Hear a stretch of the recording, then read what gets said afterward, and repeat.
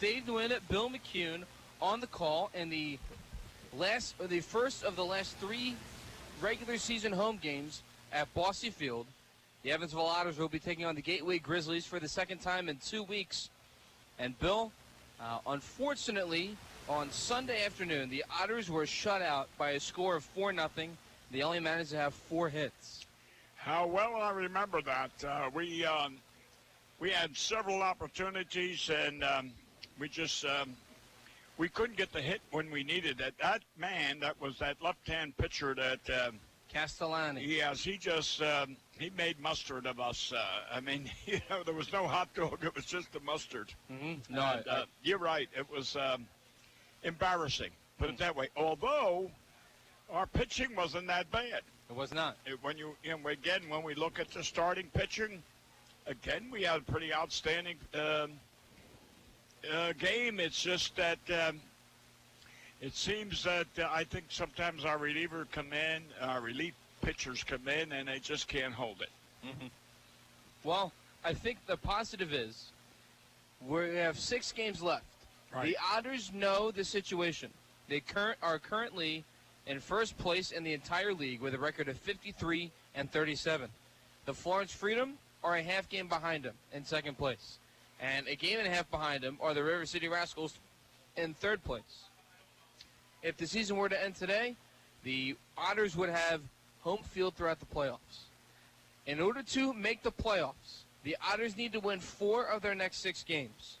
If the Otters win all 6 games, they are the Frontier League West Division champions for the first time in franchise history. And we'll be the home team all the time. Yes. Okay. But let's hope we win at least 3. Here. I think 3 would guarantee us a spot in the playoffs. Maybe not in first place, but maybe in the playoffs. And to me, that's all that counts. 4 is the magic number. You need 4 wins. If you take care of business at home, you need to win 1 of 3 on the road. Right. Right. And like I said, I don't care if you're in first place or you're the last team to get in the playoffs because you stand just as good a chance of winning the championship. Right. Nobody remembers who came in first place. All they remember is the Frontier League champs is the Evansville Otters in 2006 and the Evansville Otters in 2016. We're the Frontier League champs. I don't remember who won in fact, in 2006, I think we only had like 48 or 49 wins. We were lucky to be in the playoffs, and yet we win it. So, anyway. No, I couldn't agree more. And the locker room, when talking to the guys in the clubhouse, they're very level-headed, very even-keeled. They're not too high and they're not too low. They know the job at hand, and they plan on executing it 1 pitch at a time. I happened to talk to Dakota Phillips, who had his parents here last weekend at Bosse Field, and he has come in big spots, in big situations, and for the most part, he has delivered. Now, he does know that he has struck out a few times, but the amount of impactful hits he's had, whether it's pinch hit RBIs, big home runs, including the grand slam that happened earlier this year, he is one of the most intense guys on this baseball team. He takes this game in preparation just as serious as everyone else, and the fact that he can play first base, he can catch, he can be the DH, and if necessary, play outfield if he needs to. Just the versatility that he has allowed skipper Andy McCauley to insert him in this Otters lineup. Well, let me put it this way. Yes, his parents were here the other night, and hey, I had the pleasure of saying hello to them. And if you recall, he came in and pitched it and got that base hit and brought in the tying run, and I was so happy that, again, as a parent, I was happy for them.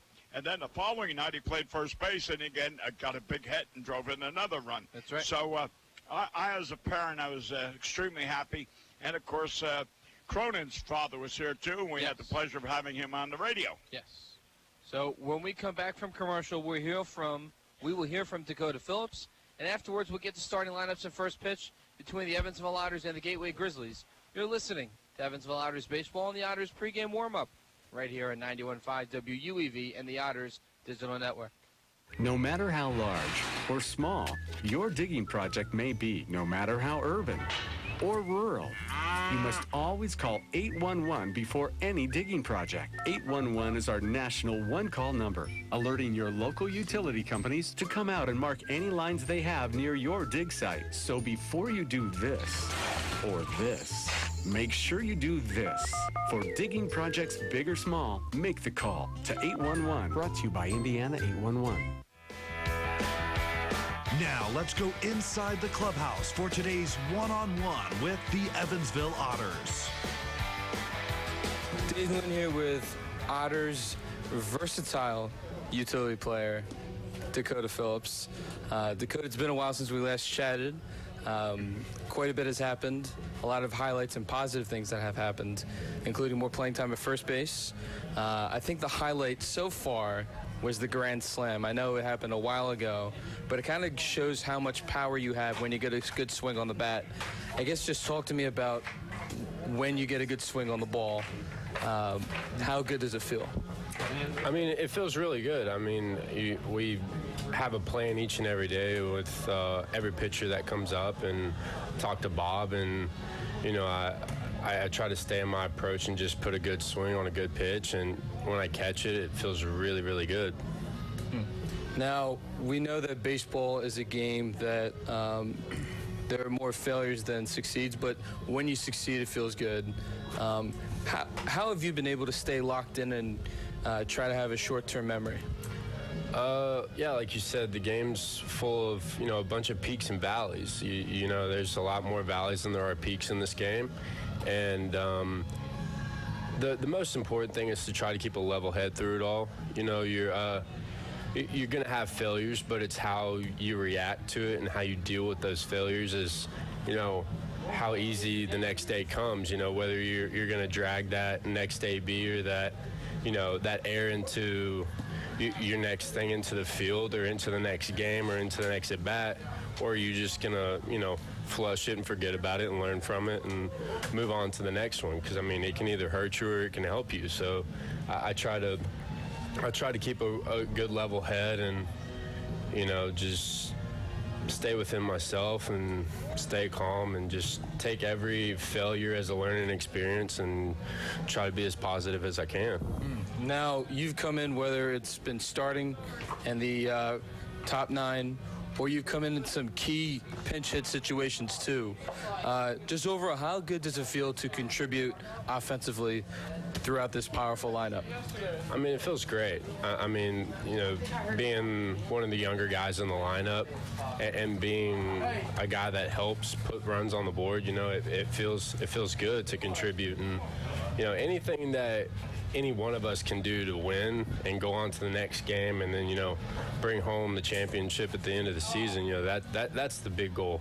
And I think you just nailed on the head the fact that we're in the last week of the season, and it's clear when you walk into the clubhouse every day, there's a big standings board, and the guys know what they need to do. Just how good does it feel knowing that with each potential win, how much closer the first step of the goal of reaching the postseason in order to get to a championship feels? I mean, it feels good. I mean, it feels good that we put ourselves in this situation and we have the opportunity to win. But, you know, a lot of the guys and I as well, we look at it as in, you know, today. Like, we're not looking into tomorrow. We're not looking into next week.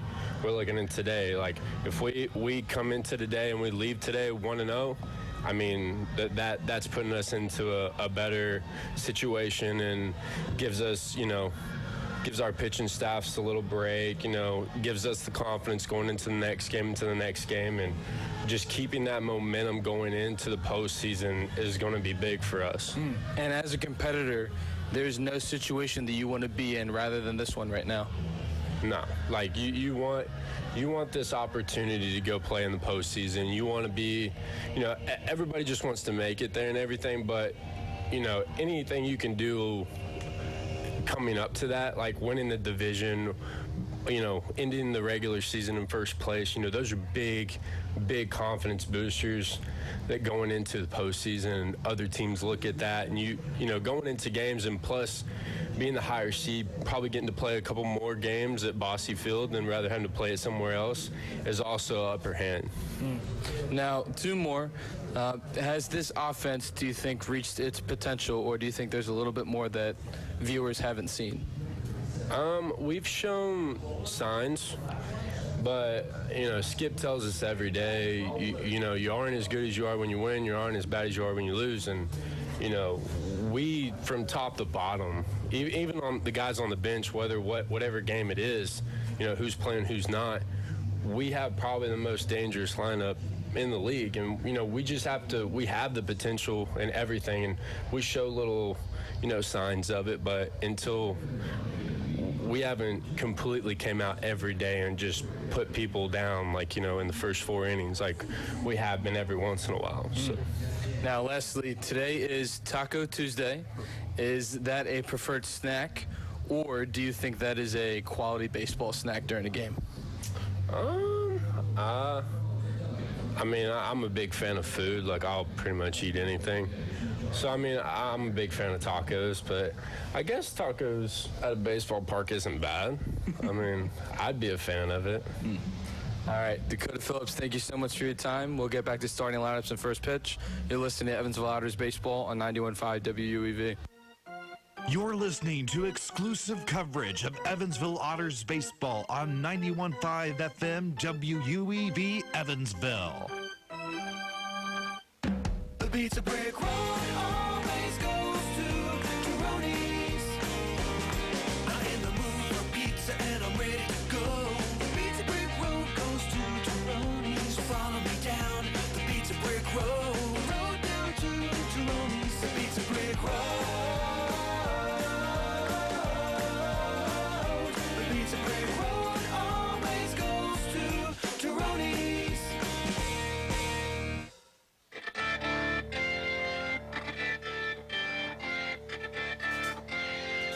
Welcome back to Bossy Field, home of the Evansville Otters. Dave Nguyen, Bill McCune on the Otters pregame warm-up right here on 91.5 WUEV and the Otters Digital Network. Bill, what did you think of Dakota Phillips' interview? A very humbled man and taking advantage of his opportunities. Well, yes. I guess he's a product of his father and mother, who we had the pleasure of knowing or seeing and meeting. And when you listen to Dakota, you could see his mother and father there. And, again, we're happy to have him. And I think the Otters have benefited by his presence all year. All righty. Well, let's get to today's starting lineups. Batting first for the Evansville Otters, playing second base, will be David Cronin. Batting second, playing left field, will be Keith Griesaber. Batting third will be the third baseman, Ryan Long. Batting fourth will be the right fielder, Elijah McNamee. Batting fifth will be the designated hitter, Taylor Lane. Batting sixth will be Dakota Phillips, playing first base. Batting seventh will be the catcher, Mike Rizzatello. Batting eighth, the center fielder, Hunter Cullen. And batting ninth, playing shortstop, Tanner Wietrich. On the mound for the Otters will be Jake Welch, coming in with a record of 7-5 and a 2.94 ERA. Batting first for the Gateway Grizzlies will be Connor Owings, playing first base. Batting second will be Andrew Daniel at shortstop. Batting third will be Dustin Woodcock in right field. Batting fourth will be Wesley Jones, the third baseman. Batting fifth will be Sean Dunston Jr. in center. Batting sixth will be Gunnar Buhner at second. Batting seventh will be Greg White in left. Batting eighth will be the catcher, Zach Taylor. Batting ninth, the designated hitter, Cletus Avery. And the pitcher for the Gateway Grizzlies, coming in with a record of 7-4 and a 4.13 ERA, will be Chris Carden. We're going to get to the national anthem, and when we come back, it'll be first pitch from Bossy Field between the Otters and Grizzlies, right here on the Otters Digital Network and 91.5 WUEV. The Evansville Otters would like to thank the Evansville Courier and Press for their support and coverage of Otters baseball. The Evansville Courier and Press provides news, sports, and weather coverage to the Tri-State, both in a print and online edition. The Evansville Courier and Press can be found online at courierandpress.com, as well as on Facebook, Twitter, Instagram, and Pinterest. The Evansville Courier and Press, a member of the Journal Media Group.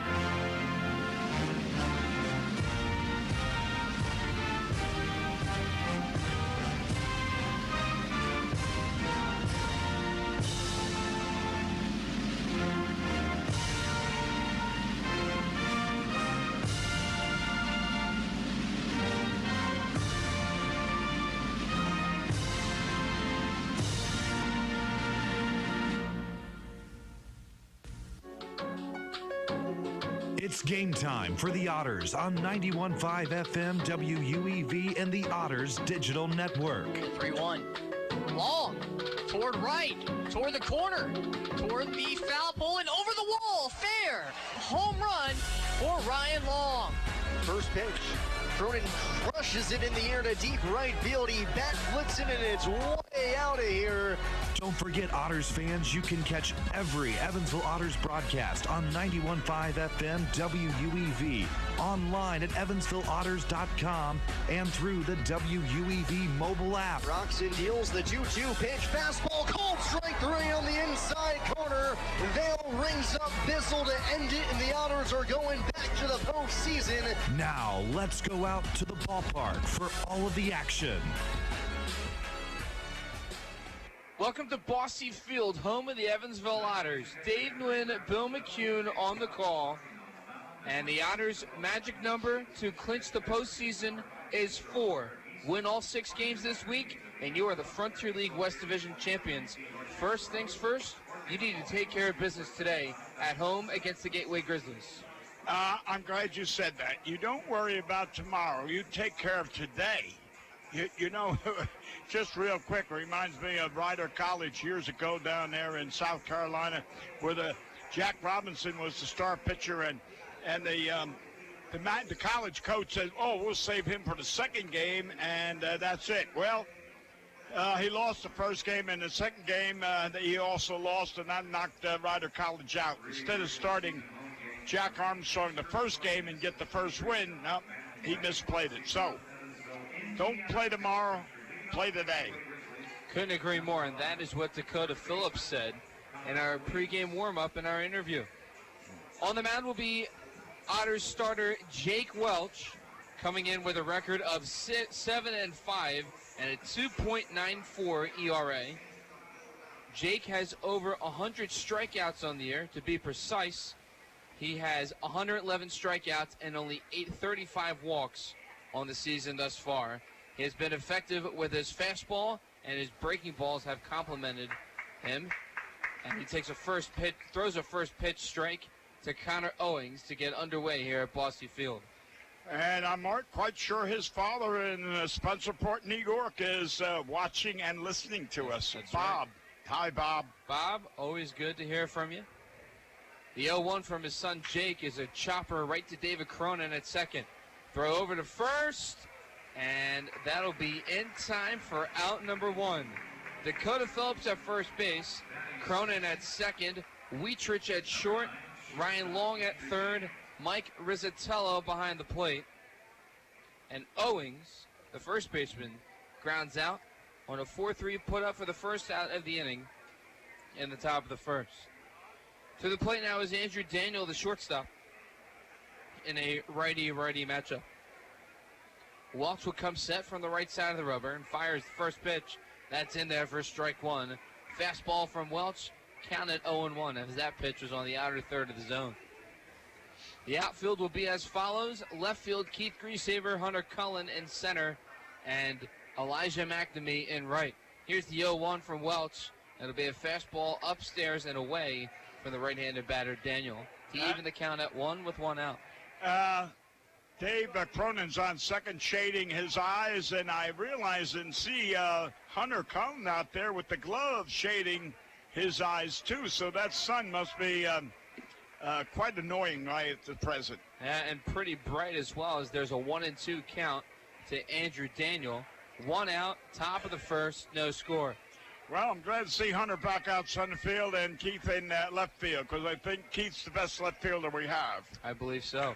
There's a line drive down the third base line. It's going to drop for a base hit, going all the way to the left field corner. Griesaver will field it, but Daniel will slide into second base with a 1-out double.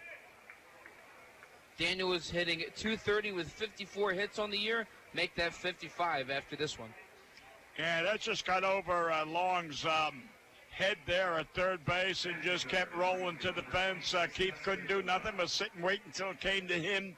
And, of course, he threw it back to third, which was the right move, not to second. So with 1 away and a runner in scoring position, Dustin Woodcock steps to the dish. He hit his first home run as a Grizzly back on the 4th of July against the Otters. He'll take a first pitch, fly ball to left field. The Grease Saber is under it, and he'll be making the catch in deep left field for out number 2. Welch did a good job by jamming Woodcock inside for the 1 pitch, 1 out. Yeah, but did you see what Keith did? He kind of, he had that lined up, and then all of a sudden he kind of reached back. I hope that son's not playing tricks out there with him. What's the flag is blowing to, what, right field? Right field. Okay. To the plate now is Wesley Jones with 2 outs. Has 14 hits in 13 games on the year, and he takes a first pitch strike from Jake Welch. Jake has been ahead in every batter other than Daniel. Daniel must have ripped a fastball that allowed him to get to second base. 0-1 the count, 2 outs. Welch will check the runner at second. Next pitch, fastball upstairs, belt high, inside for ball 1. And the count is even at 1 with 2 outs, no score here at Bosse Field. Well, the next batter and warming up there, number 12, taking his warm-up swings, is the man that hurt us the last time in here. That's right, Mr. Sean Dunston Jr. With his speed and a home run. Chopper foul down the first base line, and the count moves to 1-2. Yeah, he jammed him on that one, Dave. Like you said before, he got him to go to left field with Mr. Woodcock. Jones hitting .304 with 4 RBIs in 13 games on the season. He has a 2-strike count to Jake Welch, who takes a deep breath, standing tall at 6'6" on the right side of the rubber. Jones calls time as the Otters will be in their navy blue uniforms and the Grizzlies in their baby blues. Welch will now come set, fires a 1-2. That'll be a slider down and away. What a stop by Big Mike. That was a slider, and that was uncontrollable. He held that too long, and it bounced way up in front. Of course, the most that the runner would have gotten is third base, but still he's in a position to score again on another bad pitch. So now the count is even at 2. Runner in scoring position and Daniel, who has a 1-out double. Here's the 2-2 with 2 outs. Fly ball to right field. It's shallow. And making the catch with the sun in his eyes is Dave Cronin for the final out of the inning. We head to the bottom of the first. No score. Otters up to bat right here on 91.5 WUEV and the Otters Digital Network. GD Ritzy's is a proud supporter of Evansville Otters baseball. GD Ritzy's menu features hamburgers, grilled chicken sandwiches, old-fashioned peanut butter and jelly, and ice cream. With 3 Evansville locations, west at 4810 University Drive, on the north side at 4320 North 1st Avenue, and on the east side at 601 North Green River Road. GD Ritzy's is open from 10 a.m. to 10:30 p.m. Sunday through Thursday, and 10 a.m. to 11 p.m. on Friday and Saturday. GD Ritzy's, a proud supporter of the Evansville Otters. Heritage Federal Credit Union has 7 full-service branches in both Evansville and Newburgh, serving more than 38,000 members. Membership is open to anyone who lives, works, worships, or attends school in Vandenberg or Warwick County. Heritage Federal Credit Union offers mortgage and consumer loans, checking and savings accounts, as well as online banking for members. Heritage Federal Credit Union can be reached toll-free by phone at 1-800-858-1693. It can also be found online at hfcu.info. The Hoosier Lottery began selling lottery tickets on October 13, 1989. Since then, the Hoosier Lottery has offered hundreds of different games, awarded prizes to millions of players, and given billions of dollars to the state of Indiana. The Hoosier Lottery's mission is to responsibly provide innovative and entertaining lottery games for the benefit of the citizens of Indiana. To learn more about the Hoosier Lottery, visit them online at HoosierLottery.com. The Hoosier Lottery, a proud supporter of Evansville Otters baseball.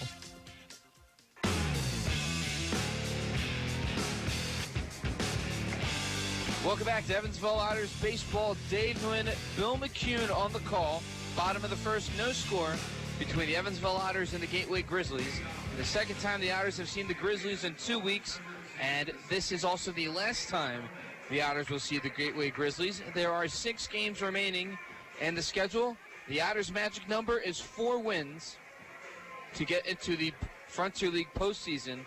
All 6 wins this week will allow you to become the Frontier League West Division champions. Yeah, and we did take 3 out of 3 out of the minors last weekend, and of course we'll finish up with the minors over there. And that, I tell you what, I'm going to get the rosary beads out. Couldn't agree more. As many prayers, I'm sure, will be said throughout the Otters. With the minors over there and with the general, I don't know. We were lucky. Generally, they take us 2 out of 3. We take them 2 out of 3 here. But they came here and swept us. We went there and swept them. That is right. As David Cronin, his first pitch was a ball. Second pitch will be a called strike. And a count even at 1 with no outs. It'll be Cronin, Griesaber, and Long for batters 1, 2, 3 in the order. The next pitch to David Cronin is outside for ball 2. And after having Mr. Cronin on the broadcast on Sunday, he and his wife appreciate us calling him the spark plug. Well, he is the spark plug. He ignites the team insofar as getting on. What a ground shot. ball to the shortstop, Andrew Daniel. Throw over to first to Connor Owings is in time for out number 1. There was an example. I mean, although he's not on base, he hit the ball hard. He really slapped it. It was 1 hop to the shortstop. And but again, he's always seems to be always on base, and that's what we need. Well, there's 1 away here in the bottom of the first. Keith Griesaber steps to the dish. He's batting .291 on the season with 97 hits. Chris Carden on the mound for the Gateway Grizzlies with a record of 7-4 and a 4.13 ERA. In a righty-righty matchup, Griesaber calls time as he steps into the box. The first pitch from Carden is a line drive to center field, dropping for a base hit. The Otters' first hit of the day belongs to Keith Griesaber, hit number 98 on the season. He jumped on that first pitch right down the middle, fastball. Well, here comes Ryan. Now let's see what happens. Keith just got a solid line drive out there to center, and Cronin hit a line drive to the shortstop. Now let's see what happens with Ryan. Can he duplicate it? Ryan Long hitting .289 on the year with 95 hits, leads the Frontier League in RBIs with 77, and leads the Otters in home runs with 14. The former Texas Tech Red Raider, his first pitch. And it'll be a fastball outside from Carden for ball 1. 1-0 the count, 1 out. Griesaber on first base for the Otters. It'll be Wesley Jones at third, Andrew Daniel at short, Gunnar Buhner at second, and Connor Owings at first. Zach Taylor behind the plate. Long will foul this one off on the barrel of the bat. And it'll be drifting to the third base line. Count will be even at 1 with 1 out. Greg White will be in left field. Sean Dunston Jr. in center, and Dustin Woodcock in right field. 1-1 the count to Long with 1 out. Runner on first, no score. Here in the bottom of the first, the throw over to first base from the pitcher Carden over to the first baseman Owings is not in time. And the count remains even at 1 with 1 out. Otters coming in with a record of 53-37. The Grizzlies coming in with a record of 37-53. Carden will come set, fires the third pitch of the at-bat, and that'll be a called strike 2. He goes off speed to Ryan Long, and it's a 1-2 count with 1 out. That was a beautiful pitch to hit any time. But again, it was off speed. I think Ryan was worked up to hit that out of the ballpark on a fastball. The 1-2 pitch to Long is lifted to left field. It's shallow, and that will be dropping in front of Greg White for a base hit. A blooping single to left field for Ryan Long, and the Otters have runners on first and second with 1 out. Well, that's just as good as a line drive, as long as we got a runner on. So White was playing deep into left field, respecting the power of Ryan Long. So Ryan was able to take advantage, got a decent part of the bat on that pitch, was able to bloop it over the third baseman, Jones, and in front of the left fielder, White. Yeah, now comes Big Mac. And let's hope he can duplicate the the McDonald's sign, you know. And put it over the arch? Yes. Elijah McNamee steps to the dish, batting .305 on the season with 36 hits. 36 hits in 32 games as an Otter after graduating from Mississippi State University. In a big spot right here, Otters threatening here in the bottom of the first. And the breaking ball is down and in the dirt from Carden for ball one. And, I thought the umpire won that ball back because it skipped in the dirt. He does. It skipped in the dirt, and the umpire reached in his pocket. He wanted a new ball, but the catcher threw it back. But the catcher told the catcher, hey, boy, tell that pitcher there to throw that ball back. Dave Nguyen, Bill McCune on the call. 1-0 the count to Elijah McNamee. Otters threatening with runners on first and second. McNamee takes a next pitch strike on the outside corner, on the outer third of the zone. 1-1 the count with one out to the right-handed batter in Elijah McNamee. Playing at double play depth is the shortstop Daniel and the second baseman Buhner. Here's the 1-1, and that is almost hits Elijah McNamee. He'll back out of the batter's box, and the count is now at 2-1 with one out. So it appears with how close Daniel and Buhner are playing towards second base at shortstop and second, there are holes in the infield on the left and right side, respectively. Carden will now come set, checks the runner at second base in Griesaber, fires a 2-1. Swing and a miss on a fastball that goes down and away, and the count is now even at 2, and that pitch had some good break on it from Carden. Now, Big Mac's got to get a base hit. It'd be nice if he got an extra base hit, but let's take the base hit and drove in a run. Pitch number 5 in the at-bat up and coming, as there's a 2-2 count to Elijah McNamee. Ryan Long at first base, Keith Griesaber at second. Both men singled. David Cronin led off the inning with a ground out to short. Carden will check the runner at second, fires a 2-2, and that breaking ball is down and in for ball 3. Full count up and coming to Elijah McNamee. Now, I have seen it in the past. I don't know if Andy's going to do it now, but I have seen on a 3-2 count with one out, runners on first and second, a double steal. Now, I have seen it in the past. I don't know if he's thinking of it now. Depends on how hard the ball will be hit, hopefully by McNamee. Carden now comes set once more and fires a payoff pitch. Ground ball to the third baseman. He can't get there. Rounding third and scoring is Keith Griesaber. The throw to the plate is not in time, and the Otters take a 1-0 lead. An RBI single for Elijah McNamee. Yep, and notice the left fielder out there, Mr. White. Immediately upon getting it, he threw it in the infield, which, again, you're supposed to do. Holding up the runner, Mr. Ryan, on second base. And Big Mac come through. I'll tell you what. McNamee with another RBI. 16 RBIs in 33 games. Not bad.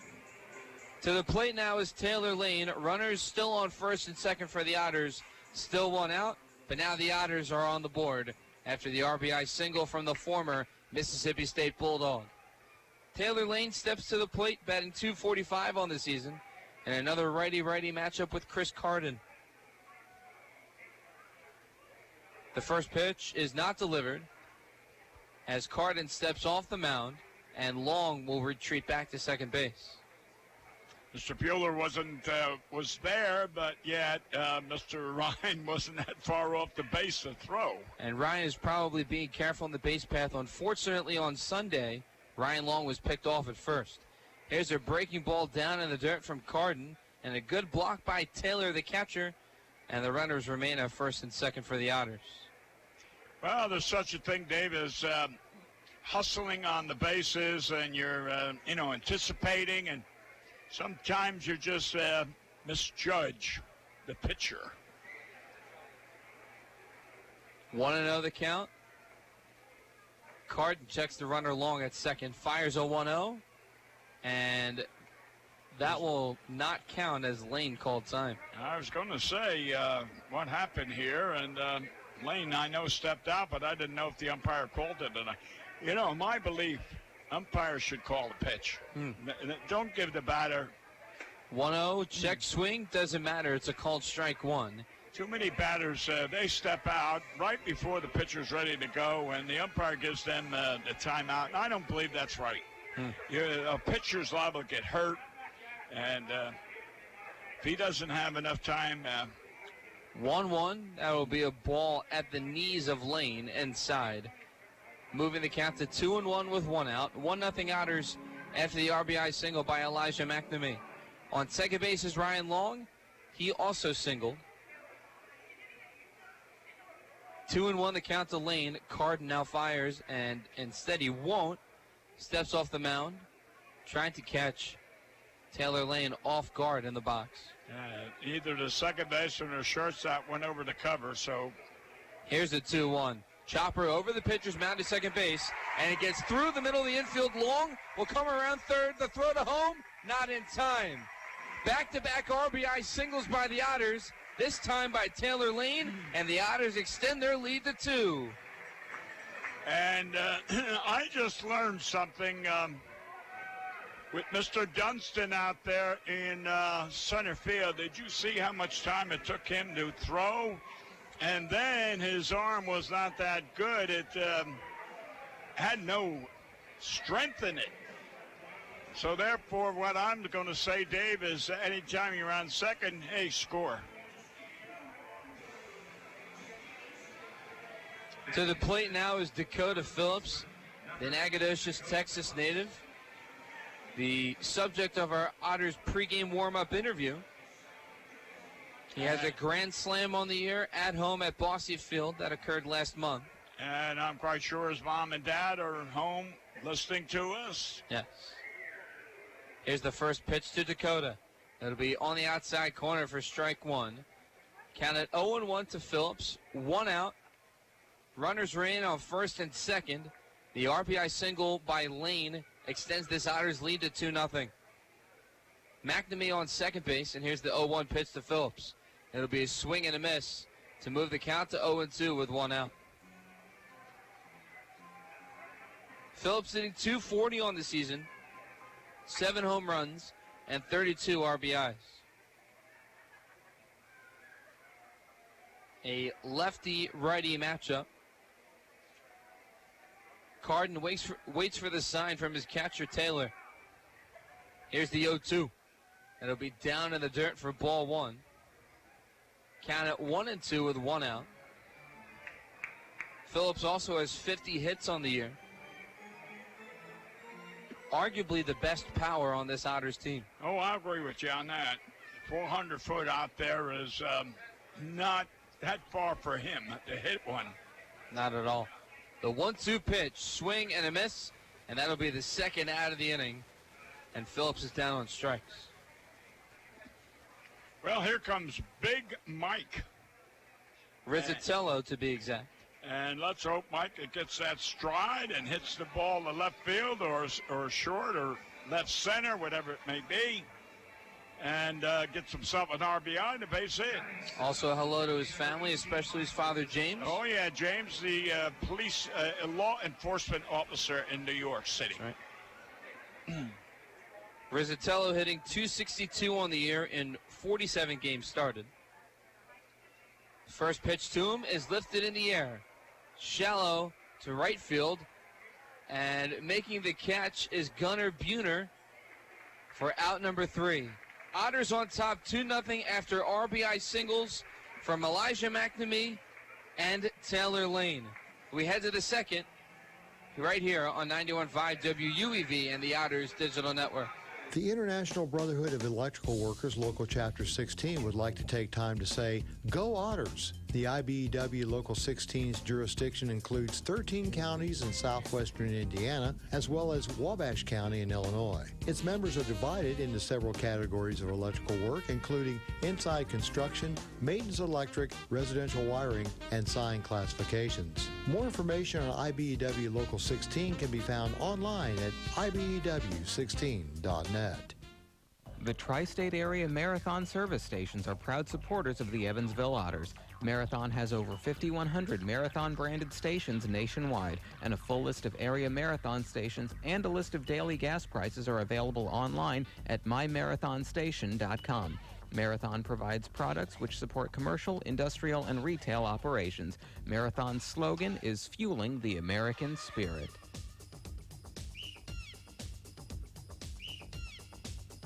Here's a 2-1. Chopper over the pitcher's mound to second base, and it gets through the middle of the infield long. Will come around third. The throw to home, not in time. Back-to-back RBI singles by the Otters, this time by Taylor Lane, and the Otters extend their lead to 2. The Evansville Otters play here on 91.5 FM WUEV.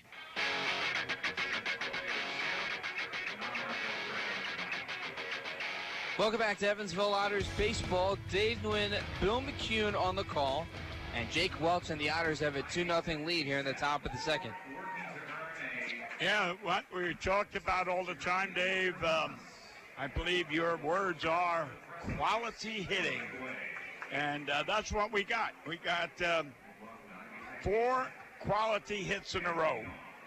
And that was Keith getting that base hit, followed by Long, and then Big Mac, and then, of course, Mr. Lane come through with the fourth hit with the second RBI.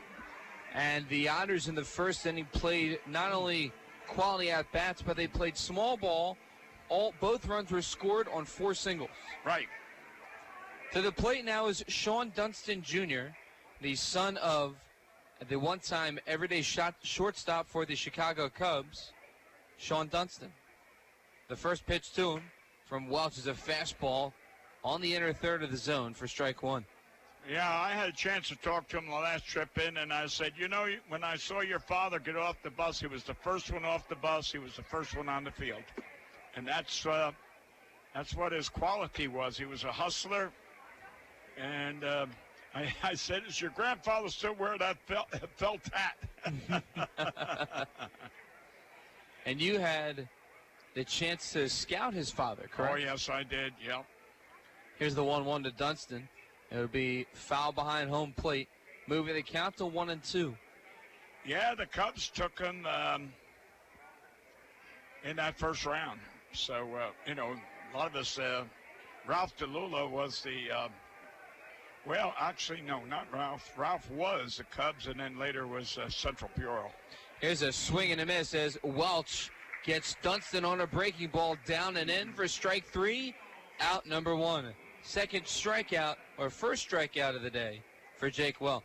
Yeah, I'm trying to think of the scout's name, but anyway, he said after they were going in to sign Dunston, the scout said, let's go to whatever restaurant you want, and we'll sign and celebrate. And he said, okay, put on his fedora and said, let's go to McDonald's.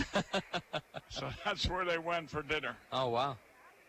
To the plate now is Gunnar Buhner, and his first pitch from Welch is a called strike 1. Welch throws that one down the heart of the plate. 0-1 the count to the son of former major leaguer Jay Buhner. Yeah, I'm quite sure that this young man sat in the box seat somewhere in Yankee Stadium when his father was up there playing. Old Yankee Stadium. Yes, old Yankee Stadium, yep. A lot of tunnels in that old Yankee Stadium, I'll say that. Yes, there was. The 1-1 pitch. That would be swing and a miss for strike 2 as Welch gets Buhner to chase that fastball a bit outside of the zone. The second pitch of the at-bat was a ball. Now there's a count of 1-2 with 1 out. Here's the fourth pitch, and Welch goes to the fastball, down and away once more.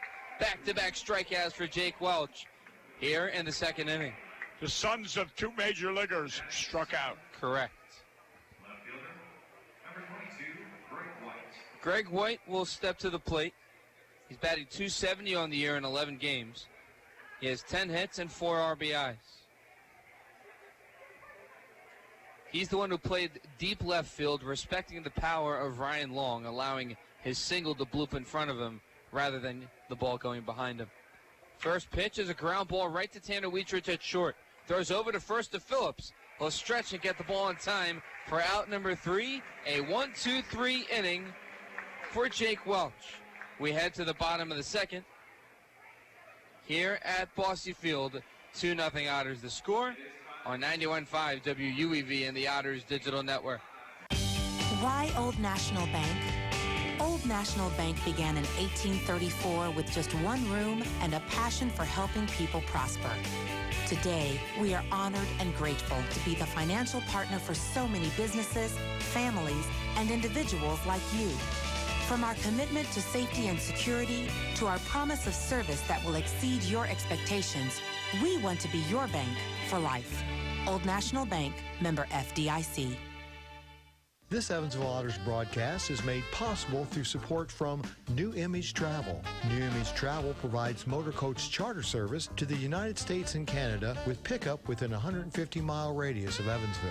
A full list of New Image Travel's offerings can be found online at newimagecharter.com. New Image Travel can be reached toll-free at 1-800-432-6213.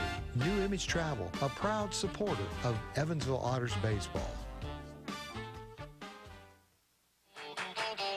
WUEV listeners, you can catch Evansville Otters baseball this week, Tuesday through Sunday on 91.5 FM WUEV. And remember, the Otters pregame warm-up begins 15 minutes prior to first pitch. You can listen on 91.5 FM, WUEV.org, EvansvilleOtters.com, and through TuneIn Radio. It's Evansville Otters baseball on WUEV.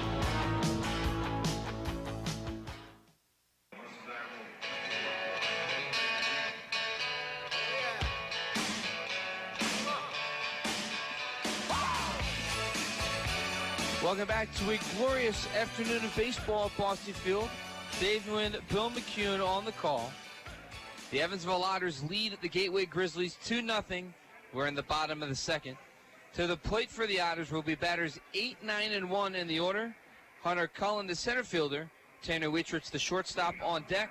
And in the hole will be the leadoff batter, the second baseman, David Cronin. And the sun has gone down off the field. The flag is hanging. And we're in the second inning for the Otters. That's right. Cullen batting .262 on the season with 61 hits. His first pitch from Carden is down and away for ball 1.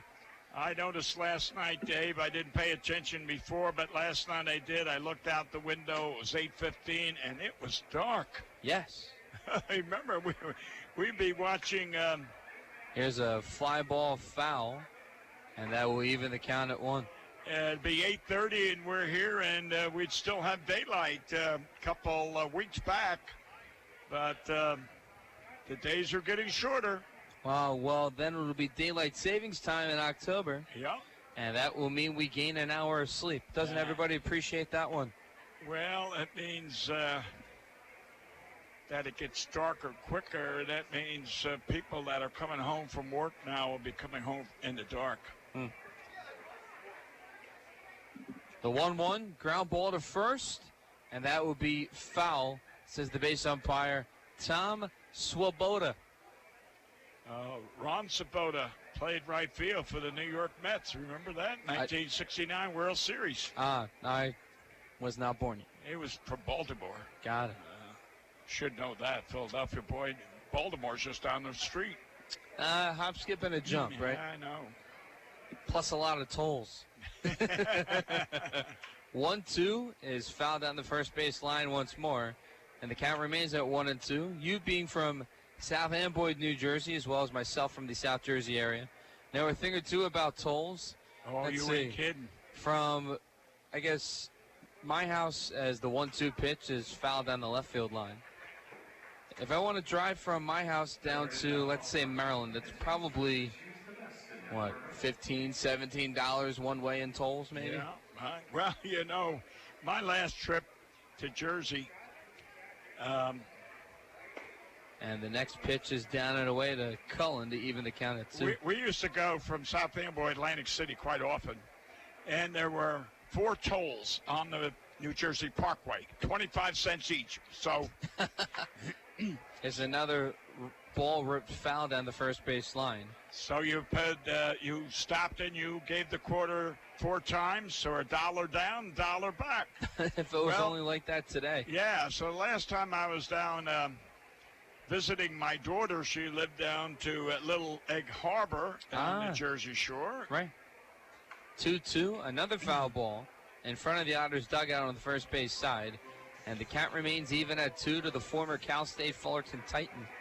So we got on the Parkway, my wife and I were driving down the Parkway, and there they had no more toll booths.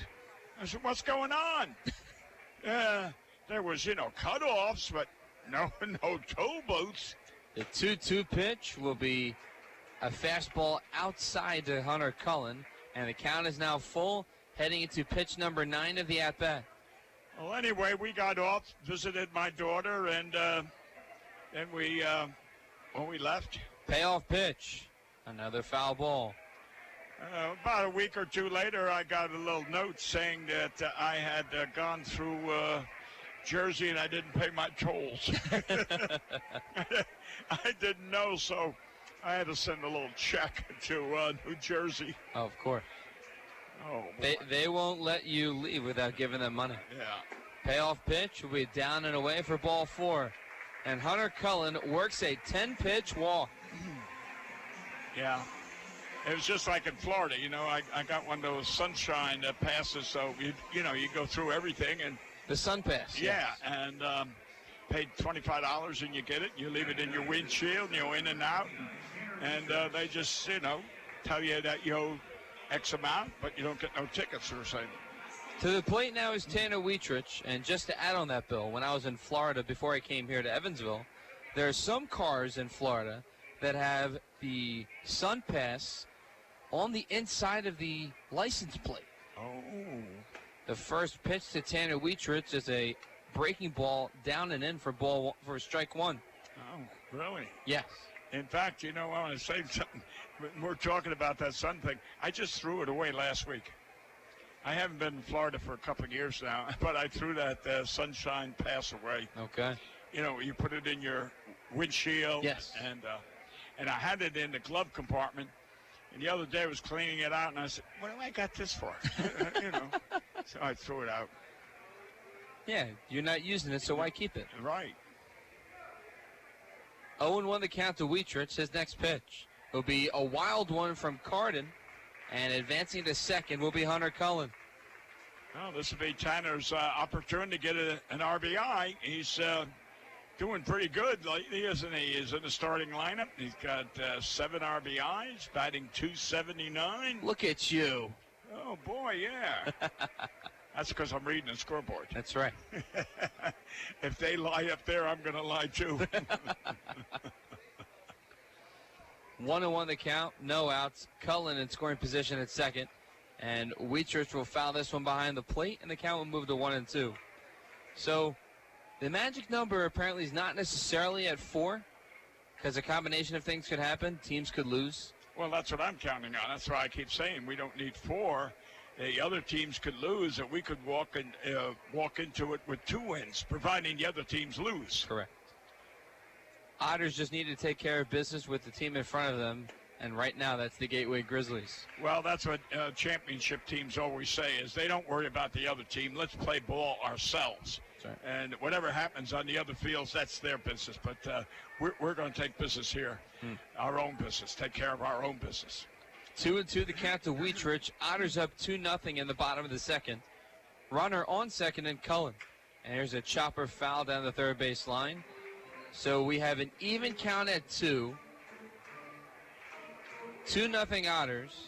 And a runner on second. And if my math is correct, there are 4 twos in this situation. And number 29 at the plate. Number 2 on deck. So now make that 5. Well, how about 2 runs in the first inning? Make it 6. Deuce is most definitely wild right now. And there's another foul down the third base line. How many fouls has Tanner have and Hunter have? I mean, right now you said Hunter had what, 11 pitches? 10. 10, and this guy's got at least 6, 7. Tanner's got 6 or 7. Hunter had 6. Okay.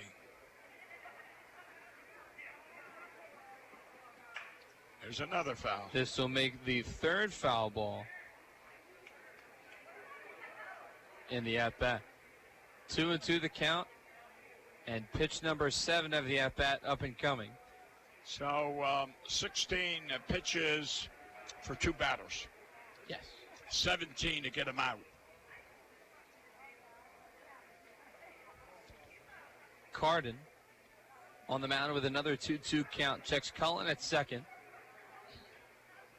And he fires another 2-2. It's a ground ball to the shortstop. Daniel throws over to first, and that's in time for out number 1. But Tanner Wietrich does his job and moves Cullen over to third with 1 out. Right, he did. He got it. He got Hunter over to third with 1 out. Pass ball, infield error, fly ball. Could be another run. That's right. So David Cronin enters today with a on-base streak, if my math is correct. Well, if David was to hit one like he did the last time to the shortstop, that might bring in the run because that was in deep shortstop. Mm-hmm. Cronin enters today with a 16-game on-base streak. And stepping off the mound is Carden, the pitcher. Sun beginning to set here at Bosse Field. Here's the first pitch to Cronin. And it'll be inside for ball 1. And notice that the Gateway infield is not playing in. They got to run them off at home. They're playing back, so they're conceding the run. Playing on the edge of the infield grass, though, is the third baseman, Jones. The 1-0 pitch to Cronin. That'll be down and in this time for strike 1. An even count at 1 to Cronin. And we want to give a shout-out to his parents.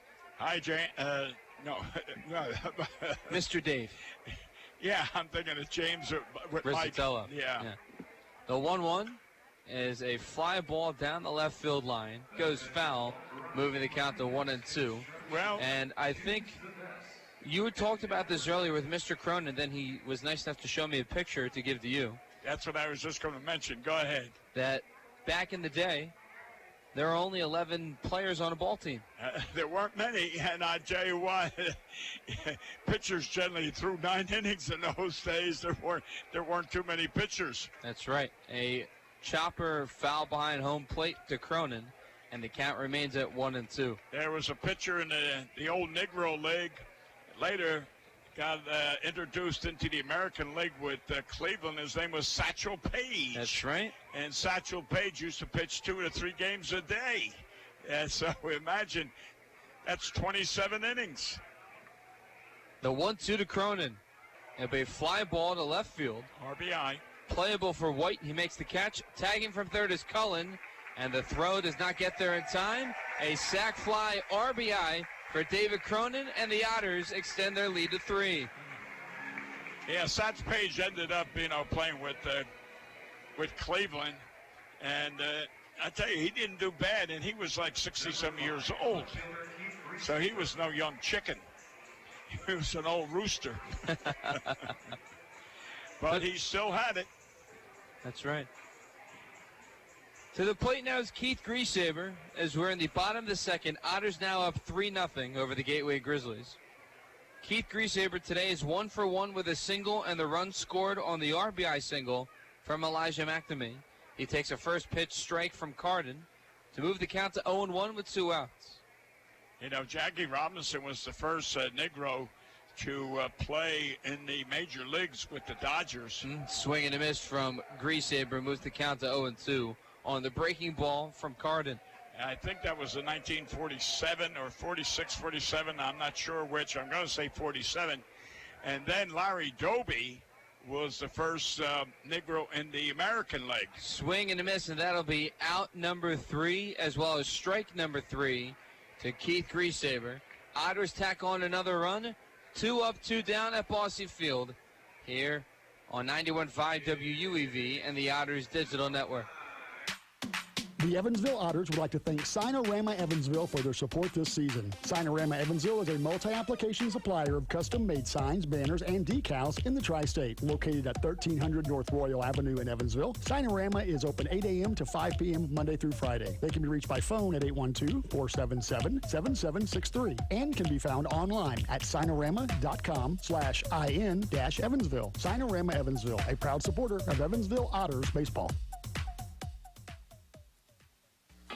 The local Pepsi bottling group features Pepsi Company products for distribution to retailers and vendors in the tri-state and would like to wish the Evansville Otters the best of luck in today's contest. The Pepsi bottling group has locations at 2605 West Marion Street in Marion, Illinois, 3081 Contronics Drive in Owensboro, Kentucky, and 11733 West Industrial Park Drive in Elberfeld, Indiana. Information on Pepsi products can be found online at PepsiCo.com. Pepsi, a proud supporter of the Evansville Otters. Since 1994, Slays Restoration has been assisting tri-state residents clean up and restore their properties after disasters of all kinds. Located at 2121 Cotter Avenue in Evansville, Slays Restoration offers assistance for water damage, fire and smoke damage, mold and biohazard mitigation, complete reconstruction, and much more. Slays Restoration can be reached toll-free 24 hours a day at 1-888-776-8555. It can also be found online at slaysrestoration.com. Field. Welcome back to Evansville Otters Baseball. Dave Wynn, Bill McCune on the call. The Otters are up 3-0 after 2 innings. We're in the top of the third. Jake Welch on the mound for the Otters. It will be Zach Taylor, the catcher, Cletus Avery, the designated hitter, and Connor Owings, the first baseman, for batters 8, 9, and 1 in the order. First pitch from Jake Welch is upstairs, belt high away for ball 1. 1-0 count to Taylor. And I want to welcome to the radio booth here Dave Johnson, who used to be the sports editor for the Courier Press. Been here covering. There's a line drive foul down the left field line, and the count is even at 1. He was covering baseball from the triplets to the early Otters. Listen, it's my program. The early Otters. I didn't know if you could remember. Yes. Well, we're going to cut this interview short. There's only 2 people in the ballpark older than me, and you're one and Boots Day's the other. Anyway, Dave was on the committee for celebrating the 100th anniversary of this stadium, but Dave also was the official scorekeeper for the Otters. Got it. Anyway, go ahead, Dave. You got it. 1-2 the count to Taylor. Here's the next pitch from Welch. It's a fly ball to left field. Going back is Keith Griesaber, and he'll make the catch for out number 1. 1 away here in the top of the third. Now, Mr. Johnson, just what is it like to be back here and watch a game at Bosse Field? I grew up in West Central Illinois. My parents were Cub fans for 70 years. And when I moved here in 76, I told my mom and dad, I said, man, this is like Wrigley Field. I mean, you're right on top of everything. It's people don't realize, I think, how lucky they are to have this ballpark. I couldn't agree more. As for those tuning in, if they didn't know already, it's the 3rd oldest baseball stadium in America. The first pitch from Welch to Cletus Avery is in there for strike 1. Dave is also one of the original tri-state hot stove baseball people that when we first started, my brother-in-law and Joe and I, and we got Dave to be the corresponding gentleman, and because he was editor of the baseball, so we were looking for a little publicity, and that's why we invited him.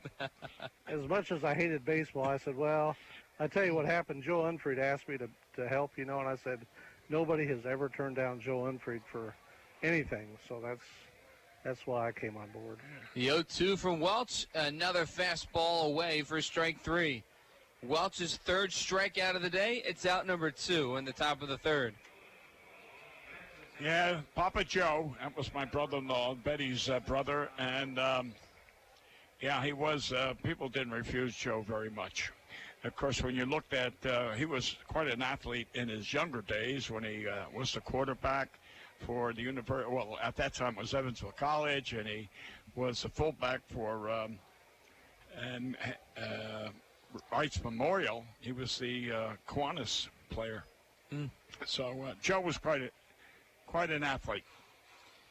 Want to know the count to Connor Owings? 2 away in the top of the third. Owings is 0 for 1 today with a ground out. Welch comes set, fires a 1-0. That'll be a fastball, swing and miss for strike one. So what are you doing now, Dave? I mean, now that you're not a sports writer. I'm just getting older and trying to get my Dodgers in the World Series and actually win one. I sit every night on my iPad and watch every inning of every game with my wife and our dog. Dog usually falls asleep about the 6th inning, but 1-1, swing and a miss on a fastball down and away. Moves the count to 1-2. Is my old friend still doing many of those games, Vince Scully? Vin is done. You completely? He is finished, and we mourn the day that he hung them up. Oh, yeah. There was nobody like him. Yeah. I couldn't agree more. It's just the way he was able to intertwine stories with the baseball game was impeccable. Well, you know, he was a Fordham second baseman in college. Was he? Yeah, but he wasn't good enough for the pros, so he went in working for the Brooklyn Dodgers. That's how he got his start. And he was in the booth by himself. Yes. Don Drysdale when I used to cover games in St. Louis with the swing and a miss, and another strikeout for Jake Welch. We'll be heading to the bottom of the third, but we are joined by Mr. Dave Johnson, the former editor of the Courier Press here in Evansville, the sports editor. Yep.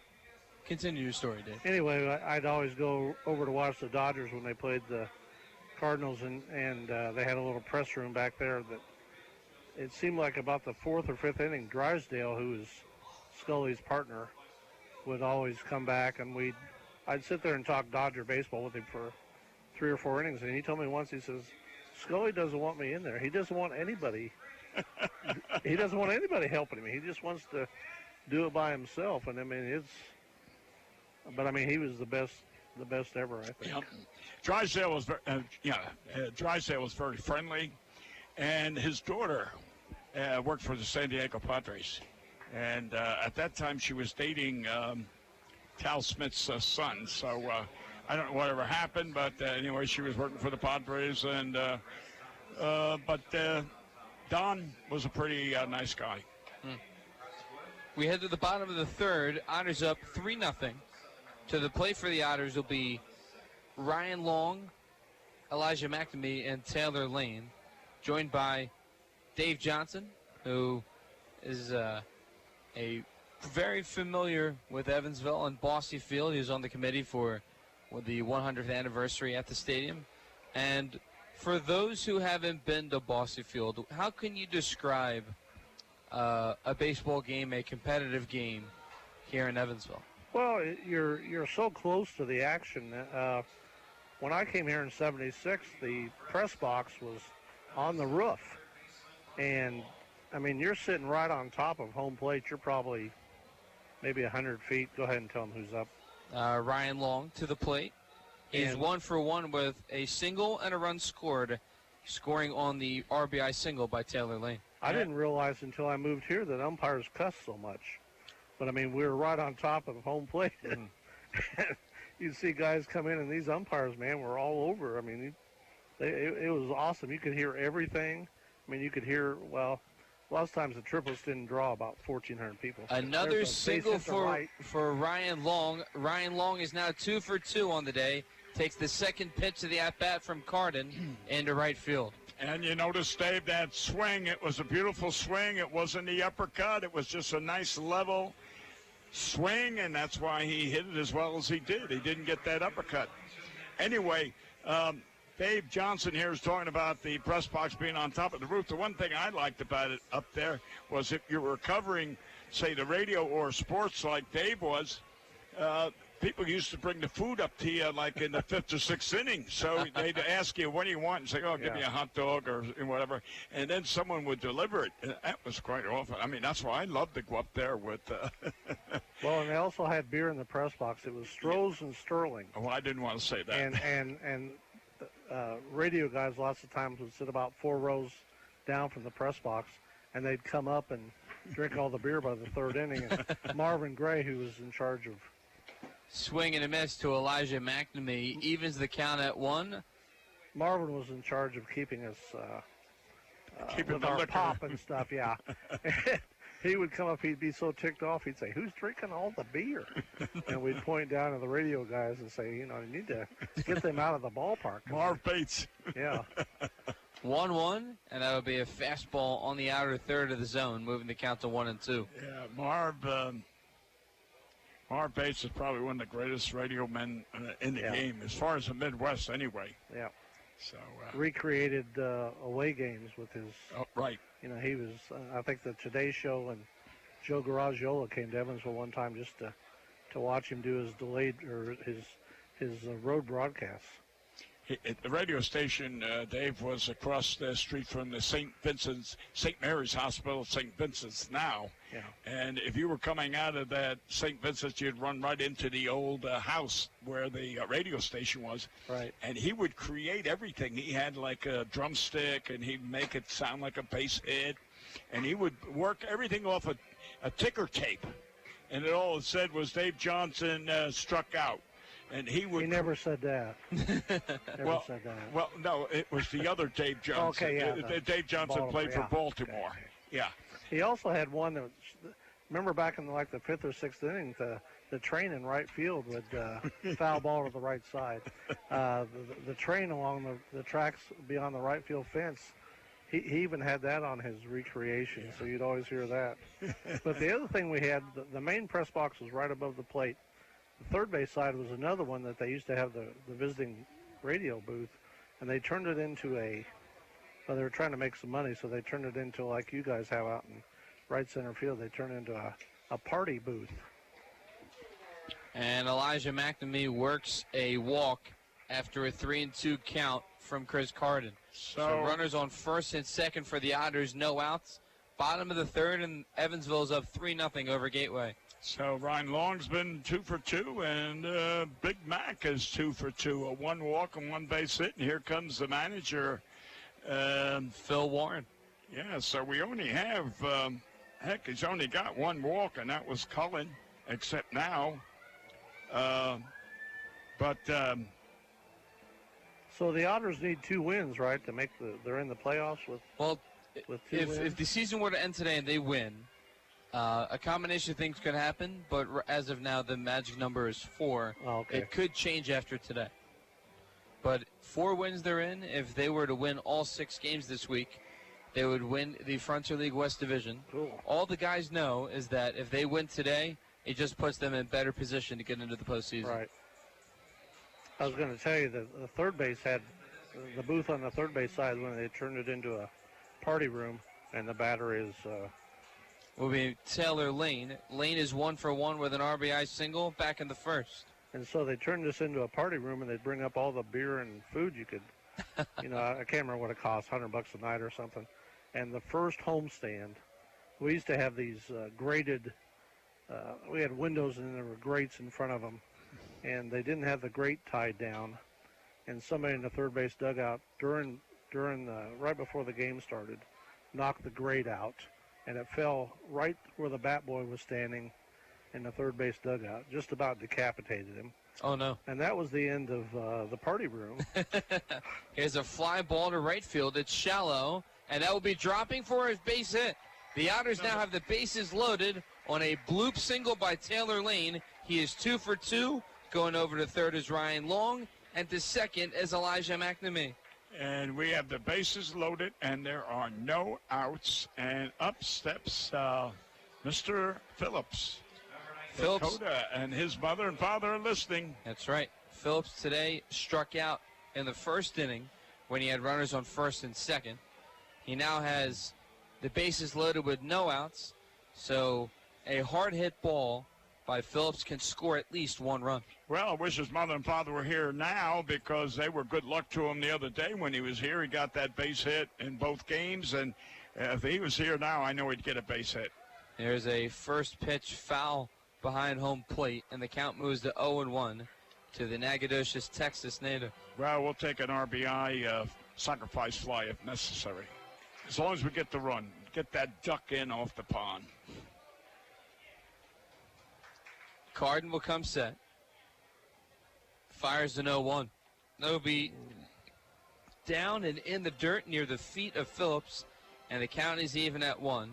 Carden, 43 strikes, 21 balls. I'm guessing you guys never talk about launch angle or not really exit velocity, which is refreshing. We don't have that computer technology up here. The 1-1, and that'll be down the heart of the plate for strike 2. We do say velocity once in a while when we see it, you know. I mean, some of the Otter pitchers got good velocity, 90, 92 miles an hour. But well, the exit velocity, you could make that up, and who's going to know? Oh no, we're on computers. People are watching this game right now. Okay, well. They're listening to us, but watching the game. Phillips calls time. 1-2 the count. No outs. Bases loaded for the Otters. They're up 3-0 in the bottom of the third. Yeah, so we can't lie. They see what's happening. Carden comes set the 1-2 to Phillips, and it'll be a swing and a miss. And Phillips is once again down on strikes for out number 1. To the plate now is Mike Rizzatello. Mike flew out to the second baseman in shallow right field. In his first at-bat, he's 0 for 1. Mike is hitting at 262 on the year with 45 hits. I've got a question for you. I'll give you to the end of the inning to answer it. When we were putting together stories on the Bosley Field's 100th anniversary. Oh, yeah. Well, before you do that, let me interrupt and say Dave and I were on the same committee. Dave was the chairman, and we had several committees, but Paulie Grease's committee and Dave's committee probably were the only 2 committees that involved and that did any work. So go ahead, Dave. I'm sorry. We were paid better than the rest, I guess. 0-1. We had meetings.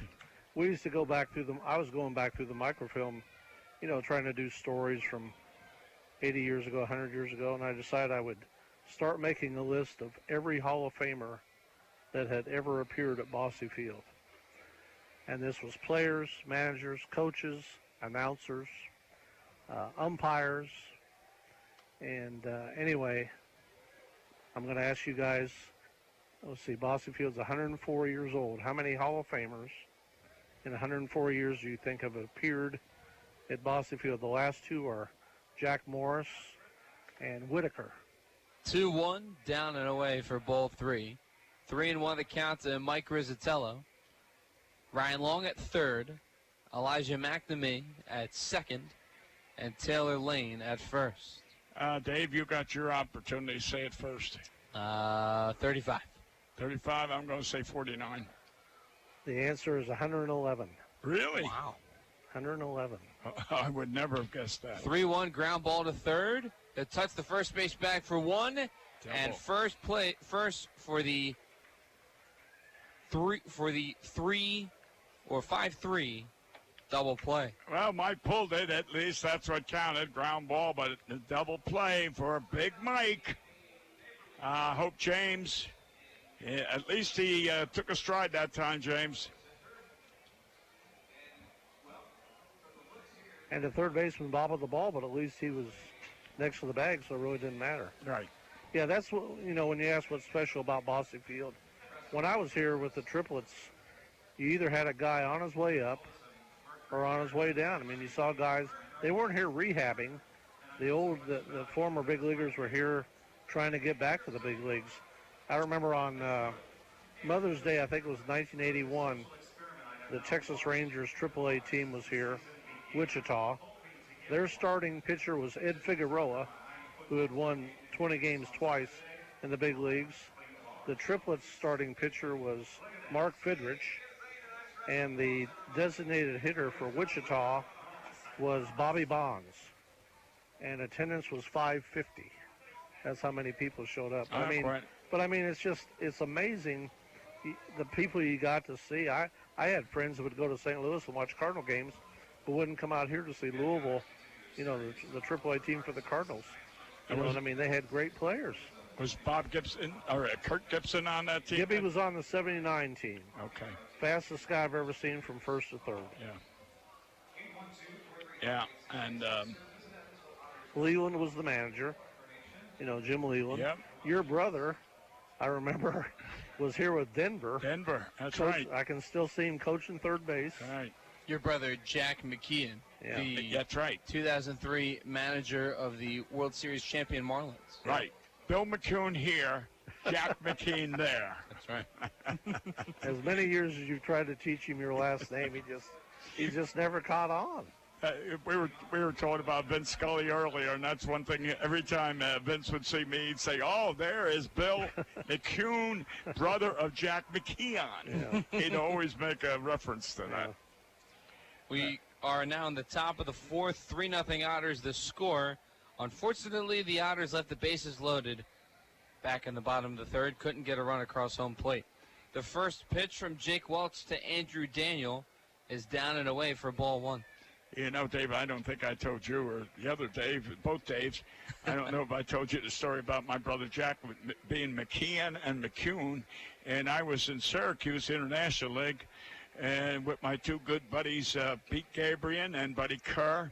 And this little chubby guy, maybe 5'7", 5'8" at the most, a little roly-poly. And he come down, he said, "Hello, Pete. Hello, Buddy. And what's your name?" I said, "Bill McCune." "Oh, what club are you with?" I said, "The Padres." "Oh, I know the general manager." "Oh, really?" And Pete and Buddy didn't say nothing. He said, "Oh, yeah, I was in the Air Force with him. And if they didn't tie the airplanes down, he would have stole the airplanes." And Buddy and them are laughing. I never said nothing. And it was about the sixth inning. All of a sudden, that little roly-poly come down. And he said, "What's your name again?" "Bill McCune." McKeon. I said, "Yeah, that's my brother. One of the finest gentlemen I ever met." Anyway. The 2-2 pitch to Daniel. Ground ball, cut off to Ryan Long. Throws over to first, and that'll be one out here in the top of the fourth. What a play. That shows the athleticism of that. Athleticism? Right. Did I say that? Sort of. Well, close by. Close enough? Yeah. As long as you're here to help me out, what difference does it make? Tomato. That's right. Dustin Woodcock to the plate now with one out. Hitting .223 on the year. He's 0 for 1 with a fly out to left. His first pitch from Welch will be a fastball on the outer third of the zone. It'll be a 1-0 count with one out. Dave Wynn, Bill McCune, and Dave Johnson in the booth. The 1-0 pitch. It's down and inside this time for ball two. Dave Johnson, one of many titles, including sports editor, as well as on the board for the 100th anniversary at Bossy Field. Pleasure to have you in the booth, Dave. It's great to be here. And a super gentleman. The 2-0 is a fly ball, foul territory, first base side. Hustling is Phillips, and that will go on top of the roof, moving the count to 2-1. He's got a colorful armband on there. That's not a flag he's advertising. It's just, I guess, an armband, yeah. Protector, yeah. Armband, wristband. Yeah. Dave, you've got the job I always wanted, because we'd cover the games and we'd have to go back to the paper office and write them up. And the broadcasters, they were done. Game's over, they're done. I mean, what do you guys do the whole time? You just go back and drink beer? I mean, 2-1. This will be fouled down the first base line and drifting on the head or on the roof of Bossy Field, making the count even at 2. Dave Johnson, I'm going to say, Dave here is my 9th partner up here in the radio booth, and I've yet to know any one of those gentlemen to be a person who indulges in anything besides water and soda. Well, that's good to hear. Yeah. They're all, 18-19, I guess. The 2-2, and that will be a ball away from Dustin Woodcock. Oh. Count now full. I want to give a special shout out to a good friend of mine, Mr. Frank Fannin, who is a graduate of Elon University. Elon? Yes. Oh. And is familiar and has met your brother. Oh, good. Does he get a free ticket? I think I can make that happen if I plan on meeting your brother when I go down to North Carolina. Okay, we got a strikeout there then. Mr. Woodcock strikes out. So that's 1, 2, 3, 4, 5. 5 strikeouts for Jake. Wesley Jones to the plate. 2 outs. Top of the fourth, 3-0 Otters. First pitch will be fouled down the first base line. And the count is at 0-1 with 2 outs. Well, when you talk to your friend, you mentioned that when my brother went to Elon College, it was like a 2-building university or college. Now it occupies almost half of the city of Burlington. Chopper or not foul. Burlington, I'm sorry, Elon Village. And it's beautiful. They got a beautiful stadium, football stadium, basketball stadium. And I was honored. Jack invited me one day to a football game, and we went up in the president's box. Oh. And we had the free drinks. Aren't you fancy? And that was the first time I ever got one of those little sandwiches. What do you call them? A hoagie? Finger foods? No, finger foods anyway. The sliders? Yes, sliders. That's what it is, a slider. And they came around. They said, "Would you like a slider?" I said, "No, thank you. No, thank you." And then when I was watching others eat them, I said, "Oh, my God. Next time they ask me, I'm going to say yes." I'll take 6 of those. Yeah. But we had valet parking and used the elevator, went up to the president's box, and Jack generally watches games in that area. Mm. So he's one of the honor. 2-2, fastball inside belt high. Waltz doesn't get the call, and the count is now full to Jones. Right. Elon might be one of the most beautiful universities in the entire country. Oh, you've been there? Yes, I went there. Well, then why do you let me rattle on for? How do you stop him? That's the question of the night. Cullen trips up in center field, and that's going to drop for a single. Remember, Wesley Jones gets a base hit. Yeah, go ahead. I'll tell you what, we're going to cut this guy off. Yeah. There's too many wisecracks. I've known this guy forever. I mean, not forever, but 15 years maybe. He always starts the story with, short story. You know, and 20 minutes later he's trying to, I said, on your tombstone, they're going to put your name and your dates and then short story. But I say that in loving, tones. No, Thank you, Dave. I have a pleasure to be with Bill the entire home series, homestand, home year, whatever you want to call it, as Sean Dunston Jr. gets a ball down and away. And Sean, unfortunately, struck out the last time. We were talking about his father. I scouted his father. So. Yep. I wasn't old enough, but do you remember his father? Nope. Nobody threw a ball from short to first harder than Sean Dunston, and that includes Machado, I think. Okay. Well, and see, I told this young Dunston here, see, when we first saw Sean and Dunston, his father, he was a center fielder. Well, I didn't know that. Yeah, he was a center fielder, and it wasn't until he was senior year of high school that he played center and short, but he got signed as a shortstop. Huh. But he was really, first we ever saw him was a center fielder. Where'd he go to school? In Brooklyn, New York. Oh, did he? Yeah. In fact, he was... Here's a pop-up. Foul territory. Rizzatello and Long are there, and it's going to hit the roof and on a foul ball. Tell Mike what he just did. Keep that mask in his hand and throw it before he gets catching. I mean, in other words, just before he catches it, then throw it. But don't throw it here because you'll walk into it. I forgot now we're talking about. Sean should have been he could have been a closer. Oh, the way he threw. Yeah. No, I was telling, I told Dave and I told him too, this young Dunston, that we had a 13. Attempted pitch out by Rizzatello, who doesn't throw down to first. That's a ball in the dirt, and the count moves to 3-1 to Dunston Jr. 2 outs, runner on first. Otters up 3-0 in the top of the fourth. And, Bill, we saw Dunston hit a 2-run home run 2 weeks ago here on Sunday afternoon. And the double. The double and the home run, both in right field. And he works a walk. Runners now on first and second. And the tying run for Gateway steps to the plate. Yeah. I was telling him his father was involved in a 13-team, major league team, 30-man trade.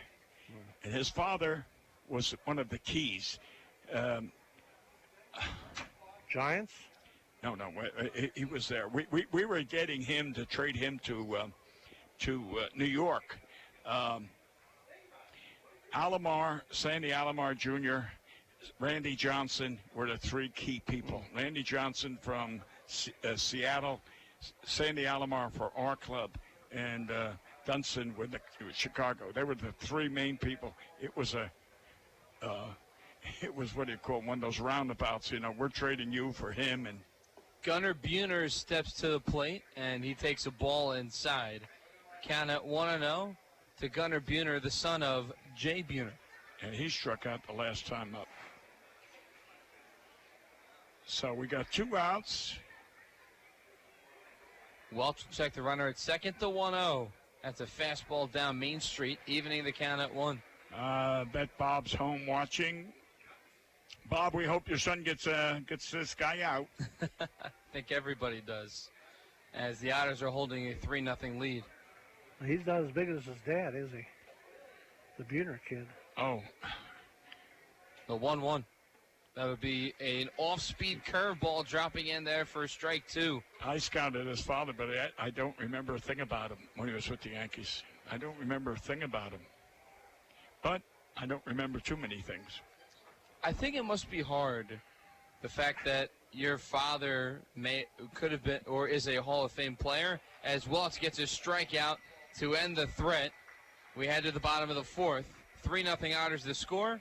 We have a pleasure to have Mr. Dave Johnson in the booth with us, a Evansville faithful, as well as Otters and USA Today for sports. And just, it's a pleasure to have guys like you here at Boston Field to witness history every time you're at the ballpark. But my question is, it must be hard to have your father, who's a Hall of Fame athlete, and not necessarily live up to what his playing days were, but the fact that everyone kind of looks at you saying, oh, you're so-and-so's son, and you might have a different childhood than the average kid growing up. Well, you don't see your dad, for one thing, very often. We had this experience in Evansville, Donnie Mattingly. I mean, 2 of his kids were both drafted. Preston was drafted first 31st by the Dodgers. Yeah. And, how can you have the name Mattingly? It's not like, well, it'd be like McCune, I guess. It's not like Johnson or Smith. But, everywhere you go, oh, you must be related to Donnie Mattingly. Yeah. And, how'd you like to hear that every day of your life? The other son was drafted by the Yankees. Yeah. Taylor and Preston. Yeah. Well, in my day, going back to Travis Jackson, there's a Hall of Famer that I played for with the Giants. And Travis had a son that couldn't break a pane of glass, and he got like $25,000 bonus. And you say, my God, he couldn't pitch in a high school team, and he's pitching. It was the Braves' way of honoring his father. Yeah. So they signed the son. They let him play 1 year, 2 years at the most. It's like Jack's son, my nephew, Jack's son, Casey. They're down in Dominican now, who is director of player personnel for the Washington Nationals. Well, I didn't think Casey was a prospect. I mean, I scouted. Jack asked me, he says, come on out to San Diego. Let me know what you think of your nephew. Oh, I did. I said, Jack, you serious? I said, he ought to consider, he was a catcher. I said, consider pitching. In other words, trying to say he wasn't a prospect. Well, anyway, Jack got him drafted by Montreal. Spent 1 year playing, 1 year coaching. Next thing you know, he's scouting director for Cincinnati. And now he's director of player personnel. And he's one of those new Turks they have in baseball now. 2-0 the count to Hunter Cullen. And his next pitch. It'll be foul behind home plate. Count at 2-1. Cullen walked and scored the Otters' third run back into second on the sac fly from David Cronin.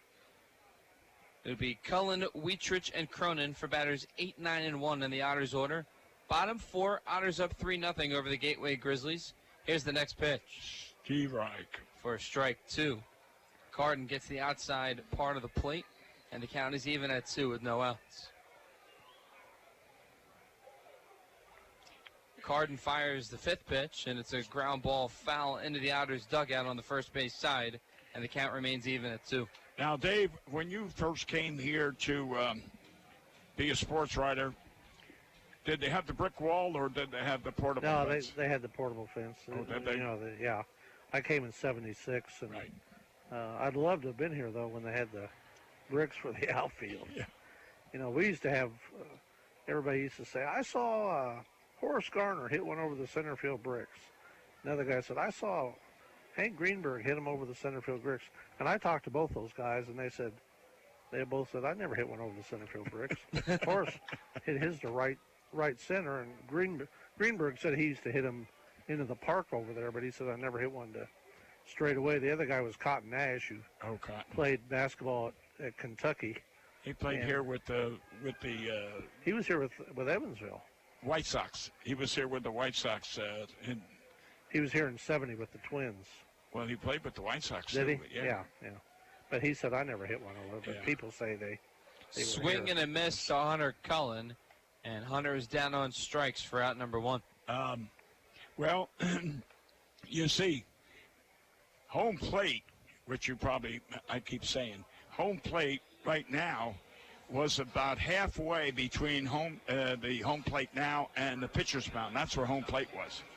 So where you got the Pepsi sign there, that was the left field foul pole. So it was like 340, 335 or something, 340 to that pole, not like the one it is now. It's shorter.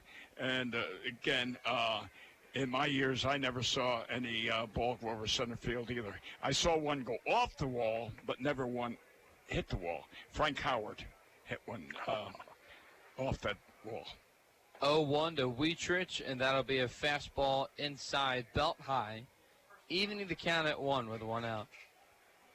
I talked about Horace Gardner. I've seen him on several. He was a student of Paul Wiener's.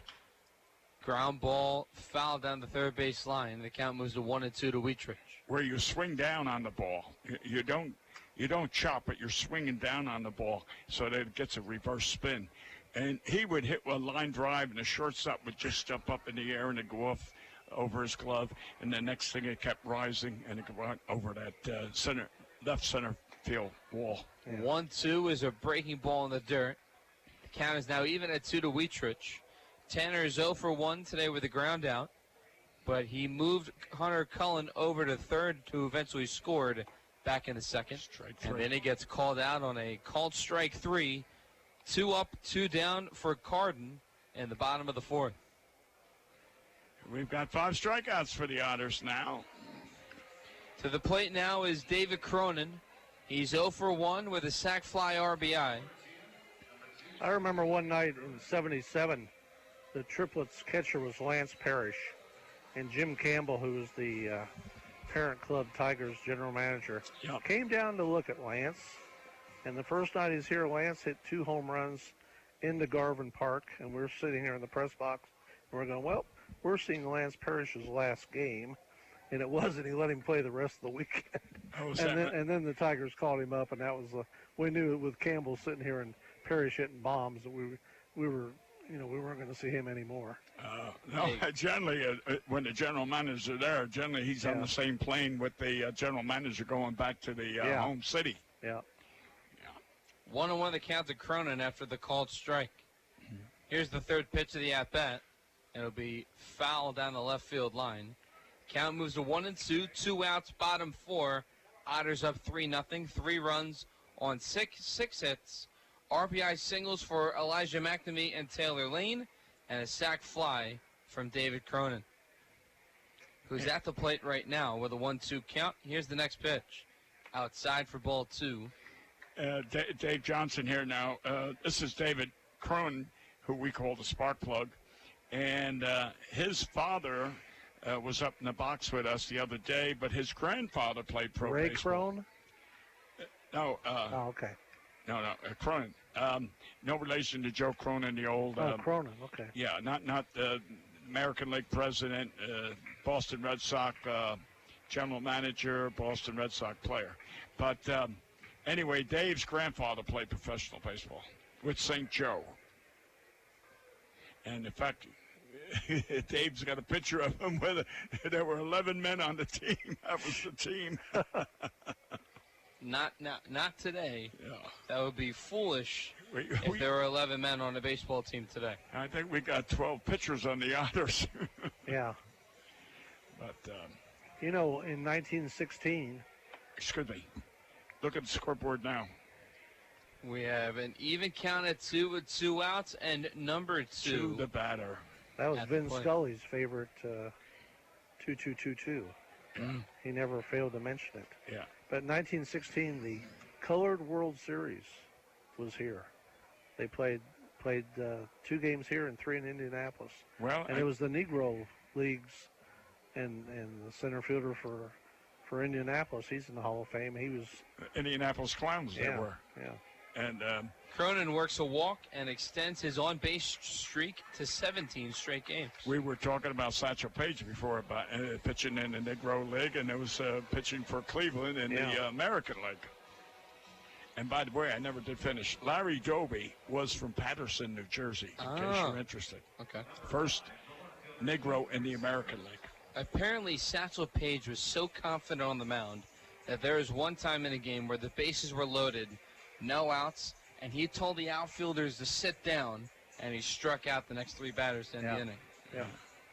There will be a mound visit by the Gateway Grizzlies manager Phil Warren on the mound.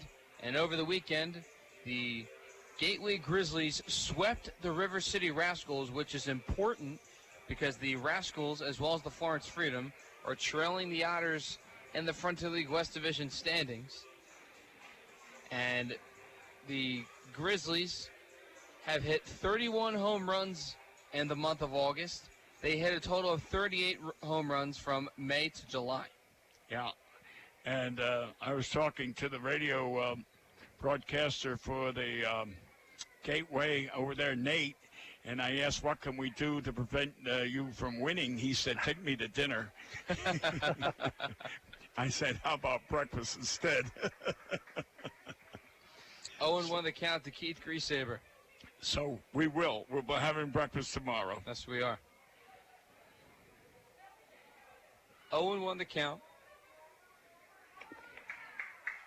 Throw over to first. That throw is not in time. 0-1 the count, 2 outs to Keith Griesaber. Keith is 1 for 2 with a single, a run scored, as well as a strikeout. The 0-1 from Carden. That will be a swing and a miss on a fastball. 0-2 the count to Keith Griesaber with 2 outs, a runner on first in Cronin. Well, Keith led this game off with that single, and it was the first run to score, so maybe he could get another base hit. In that first inning, we had 4 base hits bunched together, 2 runs. 0-2 upstairs for a ball. Good catch there by Zach Taylor, the catcher. Thought about throwing down to first as he looked down to first base to the first baseman Connor Owings, and the count moves to 1-2 with 2 outs.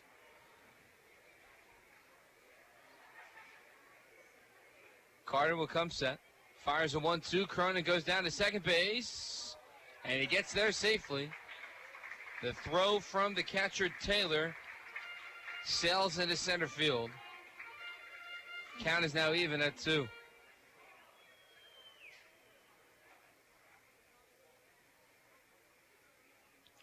That's 20th stolen base. That's right.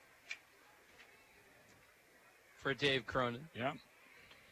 2-2 the count, 2 outs. Number 2 on second base for the Otters.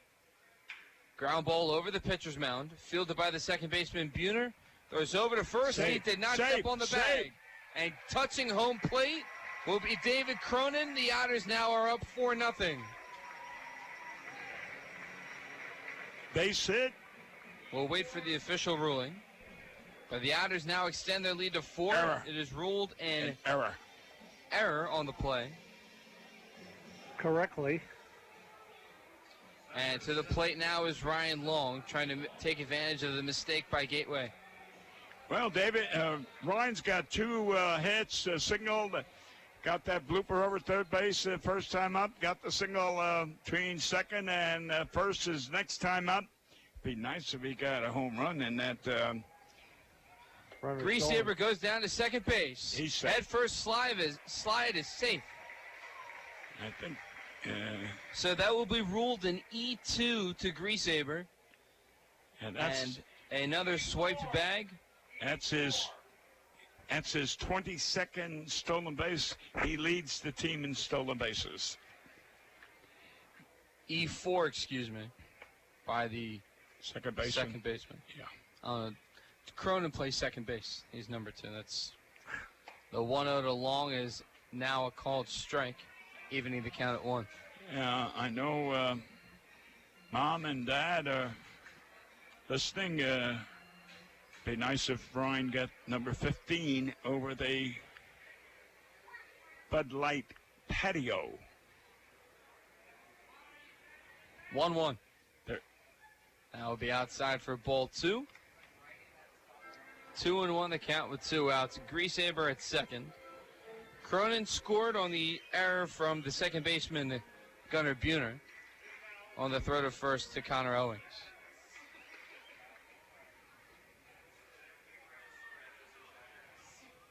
Two 2-1. That will be a breaking ball near the feet of Long, and the count is now 3-1. Ryan sometimes anticipates those 3-1 counts and 3-0 counts. It's going to be a fastball down the middle, and he's got to get a good swing if he is going to swing. The 3-1 pitch.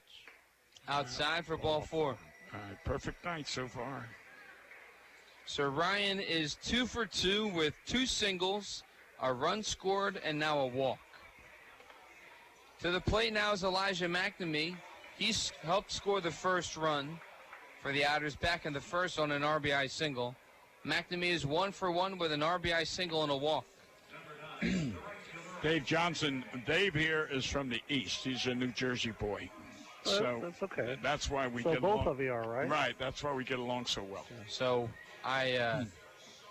Bill is from the New York area of Jersey. Metropolitan area. Well, the big city. I'm from South Jersey, a hop, skip, and a jump from Philadelphia. Right. And Dave's been talking to Calabrese, our other catcher, and he's from Staten Island and Tottenville. And Dave told me that when he goes home, he's going to get on the shore of Tottenville and wave over to me because Tottenville's one here. The river separates the South End where I'm from, so he can wave to me. 0-1 to Elijah McNamee will be upstairs inside for ball 1. Count even at 1 with 2 outs. Runners on first and second for the Otters. They're now up 4-0 off the error from Gunnar Buhner, the second baseman of the Grizzlies.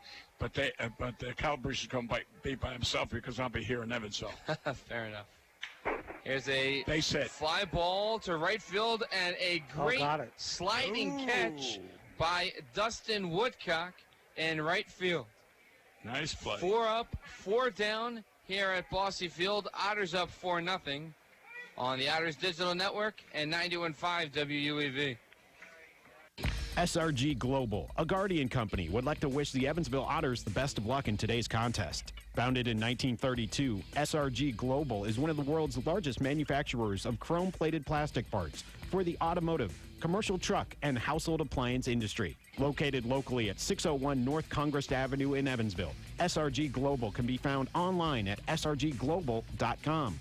They can also be reached in Evansville by phone at 812-477-6151.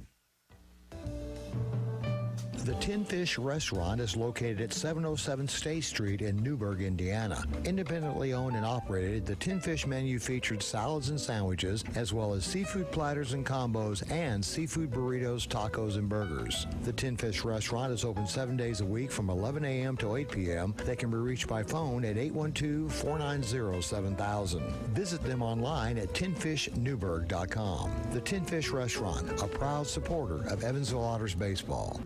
Injuries are inevitable. It doesn't matter if you're playing baseball, walking the dog, or falling from a ladder. Injuries happen. When they do, Tri-State Orthopedics offers treatment for sprains, strains, and fractures by medical specialists. Tri-State Orthopedics is located at 225 Cross Lake Drive in Evansville, just north of the Lloyd and I-164. Tri-State Orthopedics can be reached by phone at 812-477-1558. Its urgent care line is 812-474-OUCH. Tri-State Orthopedics, a proud supporter of Evansville Otters baseball. The Evansville Otters play here on 91.5 FM WUEV. Game till the end with me. Welcome back to Evansville Otters baseball. Dave Nguyen, Bill McCune, and Dave Johnson, the special guest on the call. We're in the top of the fifth. Otters up 4-0 with Jake Welch back on the mound for the Otters. To the plate will be Greg White, followed by Zach Taylor and Cletus Avery for batters 7, 8, and 9 in the Gateway Grizzlies order. And we got a big left-hander down there warming up. Looks like he's got a pretty good fastball. And the first pitch from Welch is a called strike to White. 0-1 the count. It looks like he's kind of tall, so 6'9", that's got to be Madden, Brandon Madden. Okay. It's got to be him. When you look at him, he's just a tall tree down there. 0-1, fastball inside for a ball. Count is now even at 1 to White. White today's 0 for 1 with the ground out to shortstop. Welch takes a deep breath on the right side of the rubber and fires a 1-1 pitch. That'll be called a ball outside, knee-high away from White, standing in on the right side of the box. And the count is now at 2-1. Well, Dave Johnson, I'm going to say this. When you look up at the scoreboard, you see a lot of zeros up there for Gateway, and hope it stays that way. But our starting pitchers for the last 2 or 3 weeks have done outstanding.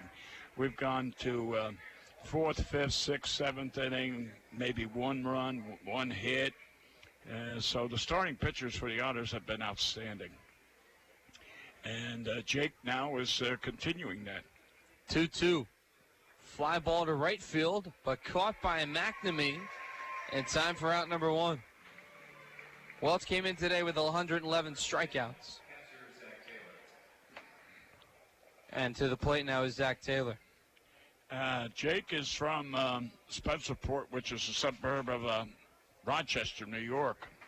And I know his father and I talked about the Rochester team. Used to be Baltimore AAA Farm Club for years.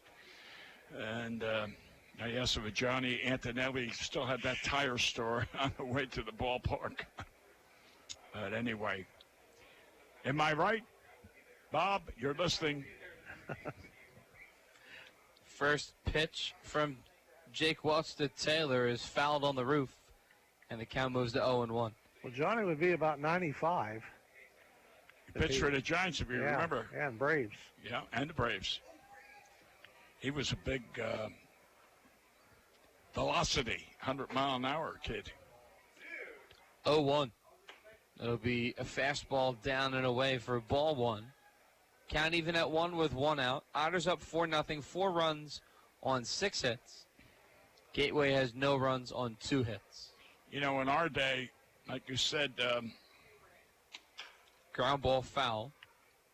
Down the third base line. We didn't have those guns, so you used to say, oh, he's throwing heat. he's throwing BBs, flames. I mean, today it's, he's got a fastball at 90 miles an hour. There was no clocks or guns in those days, so everybody threw heat. Now they have velo. That's right. 1-2. Waltz goes to the breaking ball down and away, and that'll be out number 2 on the swing and a miss to Taylor. I think that's number 7. Yes, it is. 7 strikeouts. And he had 101 going in, right? 111. Oh, 111. Cletus Avery to the plate. He played for the Southern Illinois Miners. Between his Miners and now Grizzlies career, this season he's hitting .251. Line drive over the outstretched glove of Ryan Long, and that falls into left field for a single. First hit of the day for Avery. Yeah, Ryan gave it a good shot. He just was about 4 or 5 inches shy. And again, like I said the other night, if he had an outfielder's glove or a pitcher's glove that had the longer fingers, he might have caught that. Infielders have short fingers. Outfielders have the long fingers. Connor Owings, the leadoff batter, to the plate. He's 0 for 2 today with a strikeout and a ground out.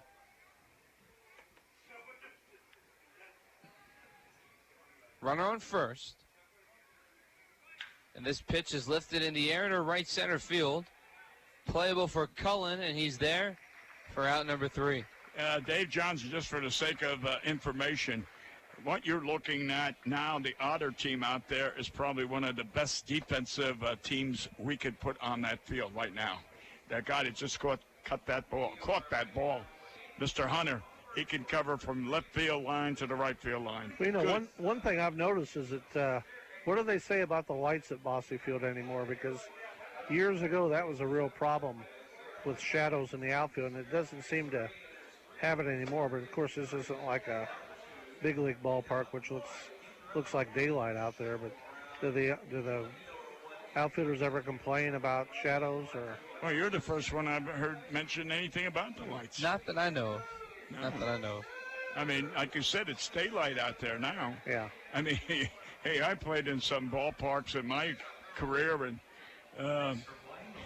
you didn't know where the ball was when it went up in the air. Yeah, well, that's one reason I brought it up, because I can remember, you'd see fly balls hit to the outfield, and you wouldn't see it roll to the fence. You'd see the guy running, but the triplets, when they were here, I think it was in 78 or 79, they almost shut the park down for a while and made them upgrade the stadium lights. Oh. So there will be a new pitcher on the mound for the Gateway Grizzlies, and Brandon Madden, or Mattern, rather. 6'9". He belongs on the basketball court. Chris Carden's day is done. 4 innings pitched, 6 hits, 4 runs, 3 of them earned, 4 walks, and 5 strikeouts. Mattern on the year. Well, that 1 run does not count because of the error. Right.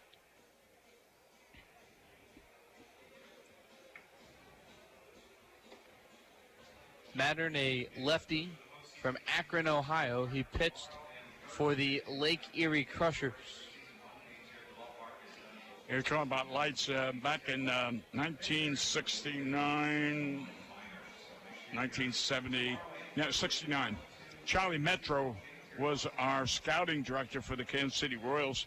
We had Corning, New York, and the New York Penn League, and it was a school-owned field just like this, and the lights were terrible. Yeah. And some pitcher, one of the teams, whoever it was, he was from Harvard.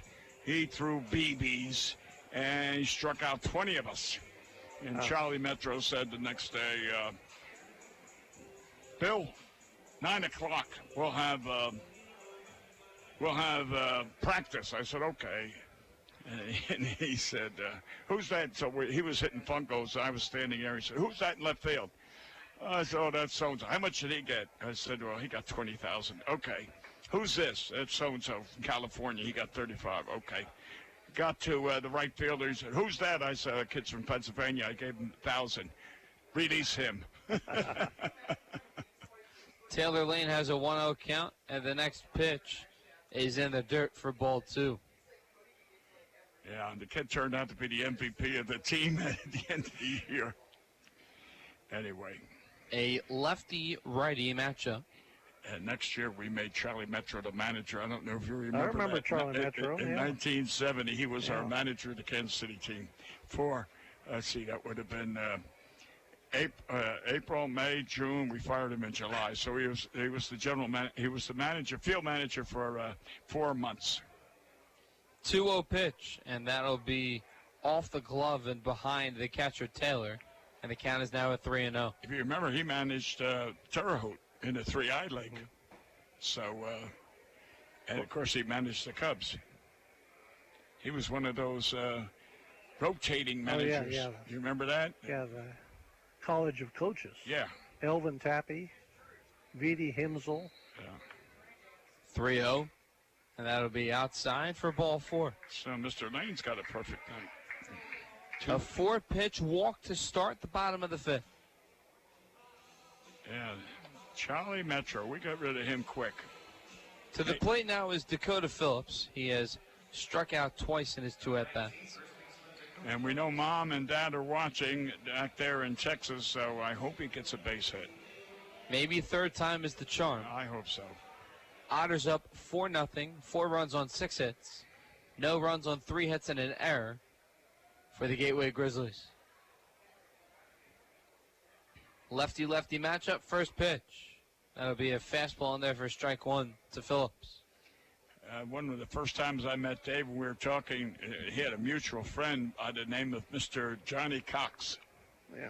And he was the scouting director for Cincinnati at the time, and he was, general manager of some minor league club, wasn't it? When I came here from Burlington, Iowa, and he was second baseman that couldn't hit. So the next year they made him the general manager. That was the A's Class A, Charlie Finley's Class A team. Yeah, John's been in baseball,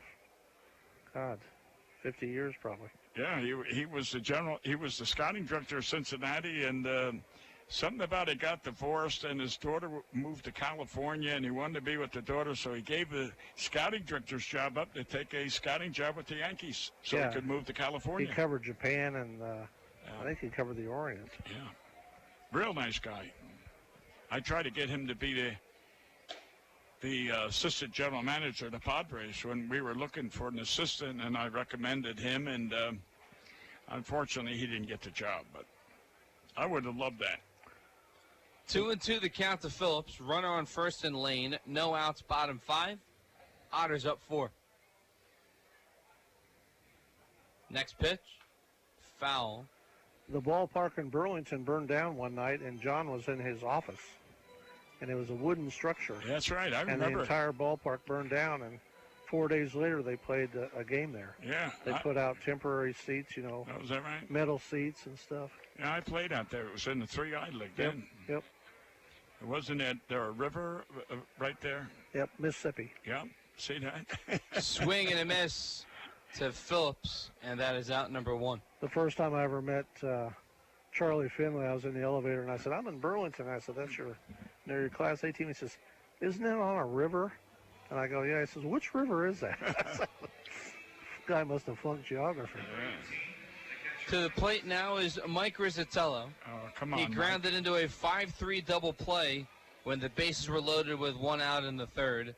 Mike is 0 for 2 with the ground out and the fly out to second base back in the 1st. Takes a first pitch strike from the lefty Mattern, and the count is at 0-1 to Riz. Riz hitting at 262 on the year. The 0-1 pitch, off speed, that goes inside by the knees of Rizzatello, and the count is even at 1 with 1 out.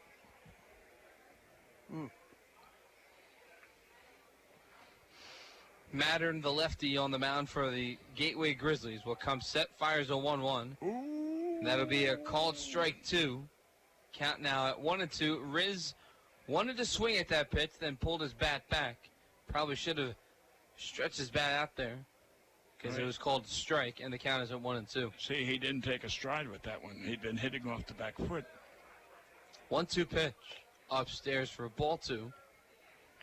Even count at 2, 1 out, 4-0 Otters the score here in the bottom of the 5th. 2 RBI singles by Keith Taylor Lane and Elijah McNamee. The sac fly from David Cronin, and Hunter Cullen Cronin then reached on an error by Gunnar Buhner, the second baseman. 3-2 count, 1 out. Question is, will Andy send him?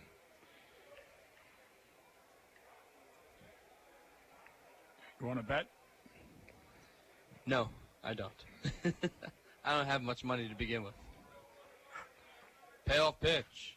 That's fouled away. I'll say he won't. Oh, wait, he didn't. Well, I would have. I'll give you one more name from the past. You talked about managing for Kansas City. 10 years before you played for the Evansville Braves, they had a center fielder by the name of Jim Fry, who became a Cubs and Royals manager in the big leagues. And a general manager. Yeah, and the first time I ever talked to him, I said, what do you remember about Bossy Field? Ground ball over the pitcher's mound, cut off by Buhner at second, and now he lost the ball in his glove. So, reaching first base is Mike Rizzatello. Runners will be on first and second for the Otters with 1 out. Base error. It'll be ruled another E4. Right. What about Jim Fry? He said, I remember 2 things. He said, I played there 2 years. Each year I played great. And he said, I got a gold watch for being the most popular Evansville Brave from the fans, but I never got called up. And he says, I still have those watches. And I'll tell you the other thing in a second. To the plate now is Hunter Cullen, who is 0 for 1 with a strikeout. He also walked and scored a run on the sac fly from Cronin back in the second. Well, and he said the other thing was they had the light towers in the outfield. Of course, there was no wood fencing. It was the bricks. And they had light towers that had guy wires, from the light towers to the ground. And he said if they hit a ball deep to center field, he said, I had to make sure I didn't kill myself, getting cutting my neck off or my head off as I went after a ball, because he said you couldn't really see the guy wires. Do you remember that? Had they fixed them by when you were there, or did they still have them? Well, they had the crow's nest out there right where it would be by the Bud Light. Yeah. Around that area, they had the crow's nest for the football games. And there were wires, Yeah. So he said he's afraid he's gonna cut his head off when he ran past. Yeah. The thing, my last association with Jim was in a hotel room, and we had a trade possible.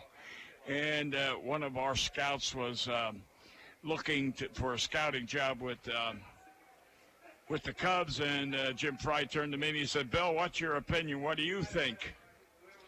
And I can remember it just like it was yesterday. I said, Jim, if you got nothing good to say about the guy, don't say nothing.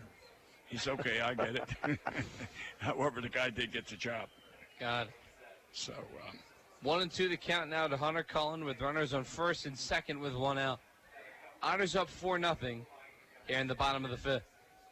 Next pitch, it'll be outside. Count now even at 2 to Hunter Cullen. Jim Fry was involved in that trade, by the way. Was he? Yeah, but it was the Phillies who pulled the.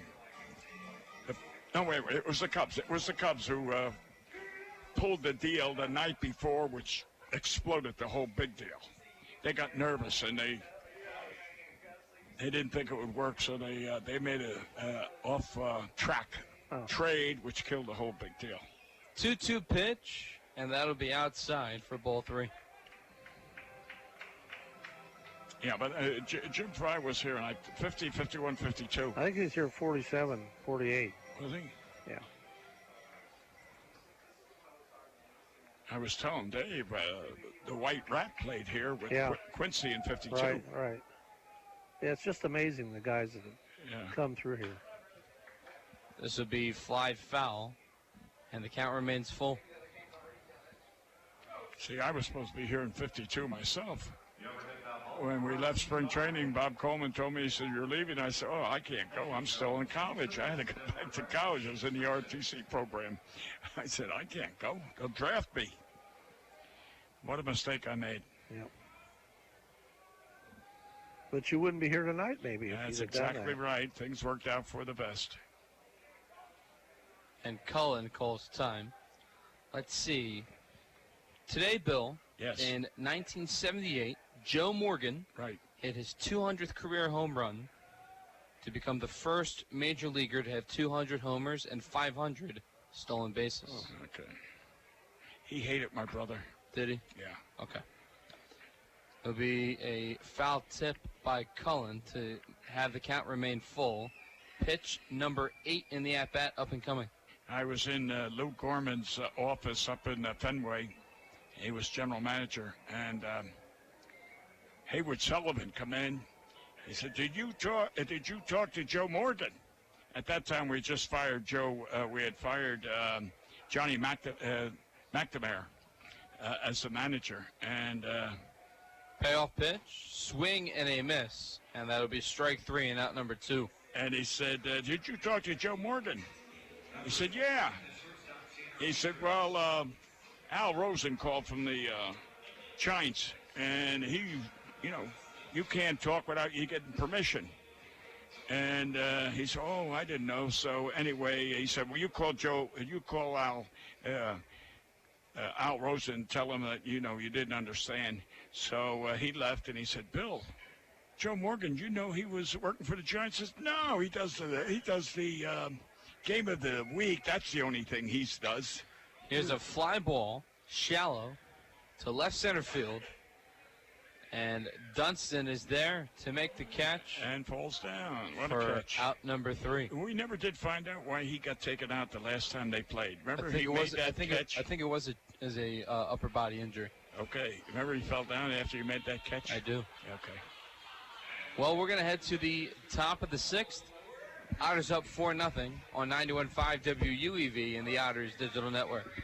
No matter how large or small your digging project may be, no matter how urban or rural, you must always call 811 before any digging project. 811 is our national one-call number, alerting your local utility companies to come out and mark any lines they have near your dig site. So before you do this or this, make sure you do this. For digging projects big or small, make the call to 811. Brought to you by Indiana 811. The Pizza Brick Road always goes to Tyroni's. I'm in the mood for pizza and I'm ready to go. The Pizza Brick Road goes to Tyroni's. So follow me down the Pizza Brick Road. Road down to Tyroni's. The Pizza Brick Road. The Pizza Brick Road always goes to Tyroni's. The Evansville Otters would like to thank the Evansville Courier and Press for their support and coverage of Otters baseball. The Evansville Courier and Press provides news, sports, and weather coverage to the Tri-State, both in a print and online edition. The Evansville Courier and Press can be found online at courierandpress.com, as well as on Facebook, Twitter, Instagram, and Pinterest. The Evansville Courier and Press, a member of the Journal Media Group.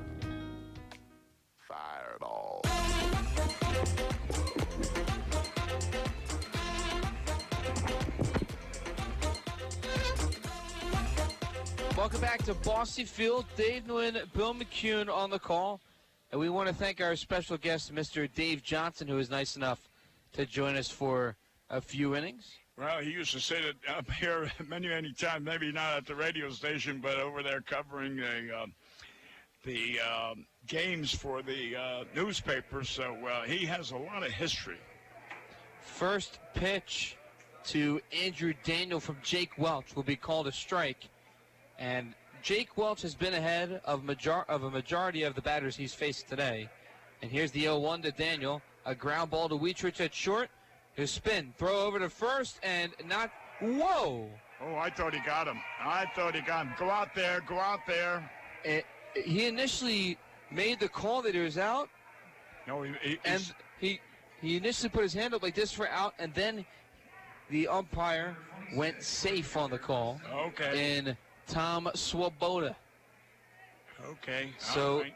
I didn't see the fist go up for the out. It went up in a split second, then it went safe. Okay. Okay. So it would be ruled a single Yeah. It should to be. Andrew Daniel. He is now 2 for 3. Yeah, I mean, that was halfway in center field when Tanner got it. And he's out. He took a lead. He's out. On the pickoff move by Jake Welch. Oh, the umpire. I mean, hey, here he is. He's got a few words with the umpire as he's walking back. He ought to be thankful he even got on first base. So, A quick look around the Frontier League scoreboard. There are only 3 games being played today, including the Otters game. In the bottom of the 5th at Rent-One Park, first pitch to Woodcock, ground ball foul, counted 0-1. In the bottom of the 5th at Rent-One Park, it's the Lake Erie Crushers 5 and the Southern Illinois Miners 1.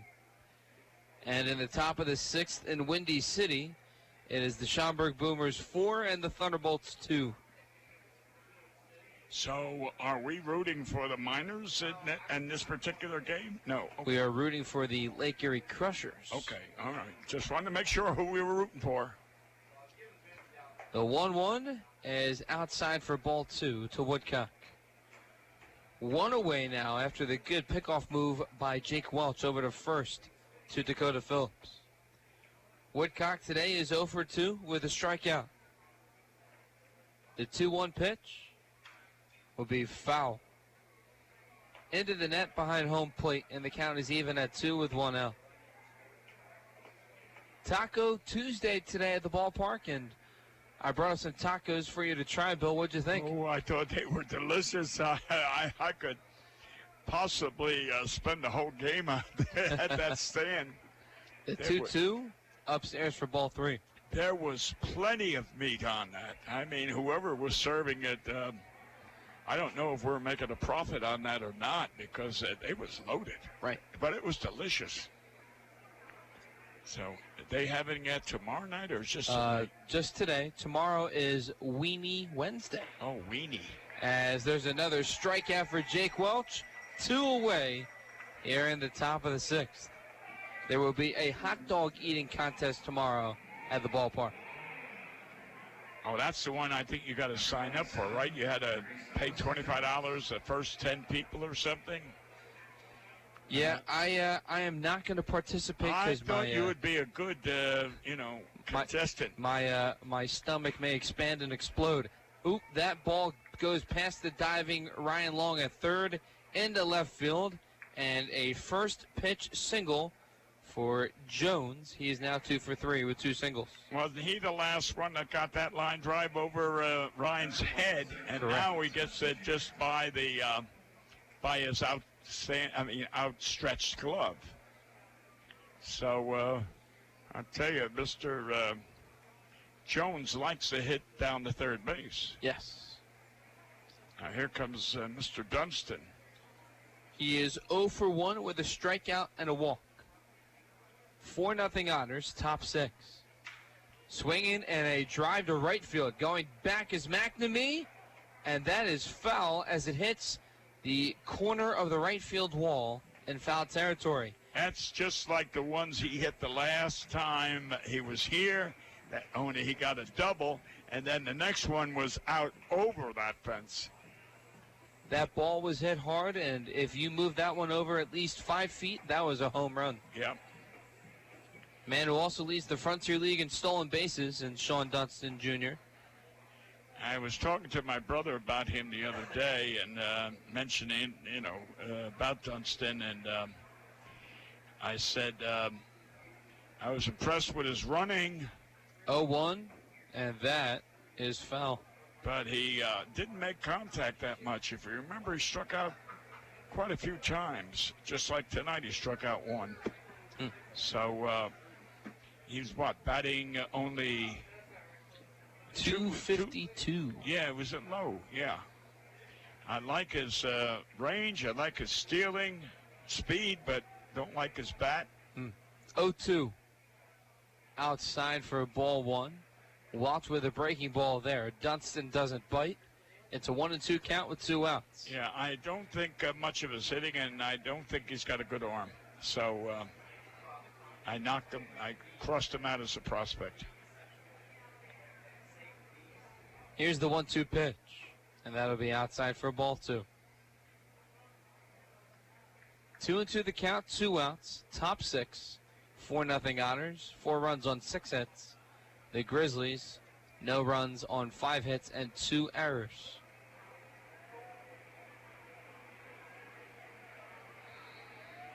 Walsh will come set. And fires a 2-2. Swing and a miss. The second time Dunston has struck out today from Jake Welch. That's 9 strikeouts. Jake is dealing on the mound as we head to the bottom of the 6th. 4-0 Otters the score on the Otters Digital Network and 91.5 WUEV. GD Ritzy's is a proud supporter of Evansville Otters baseball. GD Ritzy's menu features hamburgers, grilled chicken sandwiches, old-fashioned peanut butter and jelly, and ice cream. With 3 Evansville locations, west at 4810 University Drive, on the north side at 4320 North 1st Avenue, and on the east side at 601 North Green River Road. GD Ritzy's is open from 10 a.m. to 10:30 p.m. Sunday through Thursday and 10 a.m. to 11 p.m. on Friday and Saturday. GD Ritzy's, a proud supporter of the Evansville Otters. Heritage Federal Credit Union has 7 full-service branches in both Evansville and Newburgh, serving more than 38,000 members. Membership is open to anyone who lives, works, worships, or attends school in Vandenberg or Warwick County. Heritage Federal Credit Union offers mortgage and consumer loans, checking and savings accounts, as well as online banking for members. Heritage Federal Credit Union can be reached toll-free by phone at 1-800-858-1693. It can also be found online at hfcu.info. The Hoosier Lottery began selling lottery tickets on October 13, 1989. Since then, the Hoosier Lottery has offered hundreds of different games, awarded prizes to millions of players, and given billions of dollars to the state of Indiana. The Hoosier Lottery's mission is to responsibly provide innovative and entertaining lottery games for the benefit of the citizens of Indiana. To learn more about the Hoosier Lottery, visit them online at HoosierLottery.com. The Hoosier Lottery, a proud supporter of Evansville Otters baseball.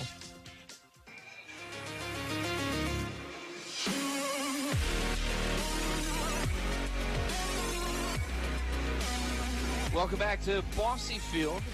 Dave Nguyen, Bill McCune on the call. We are in the bottom of the 6th inning with the Otters up 4-0 over the Gateway Grizzlies. It'll be the top of the order for the Evansville Otters. And David Cronin, Keith Griesaber, and Ryan Long. Keith is 0 for 1 with a sac fly RBI in the 2nd. And a walk and a run scored in the 4th. Cronin has an on-base percentage of .384 on the season. Solid for a leadoff batter. Oh, I'll say, again, the spark plug of the Otters. A lefty-lefty matchup as Mattern is still on the mound. And the 6'9 lefty throws a called strike to Cronin. Counted 0-1. Now, wasn't that nice of David? The ball jumped out of the catcher's glove. He bent down, picked it up, and gave it back to the catcher. Oh, look at that. Oh, that is a gentleman. Let's see. Today in 1982, Ricky Henderson stole 4 bases in Oakland's 5-4 win over Milwaukee to raise his total to 122, breaking Lou Brock's single-season record of 118. The record-breaking 119th steal came off pitcher Doc Medich and catcher Ted Simmons on a 3rd-inning putout. Ah, Doc Medich. 0-2, outside for a ball. University of Pittsburgh. Oh, yeah? Yeah, I scouted him, and there was a bunch of scouts there. We were watching him, and this girl came, and she was his future wife. And she graduated, and she said, or she was graduating, and she said, I remember it so well. 1-2 in the dirt for ball 2. I have a job as a phys ed teacher, and Dave wants $50,000 to sign, and he's going to medical school. Okay. And with that, I just turned off the clock right then.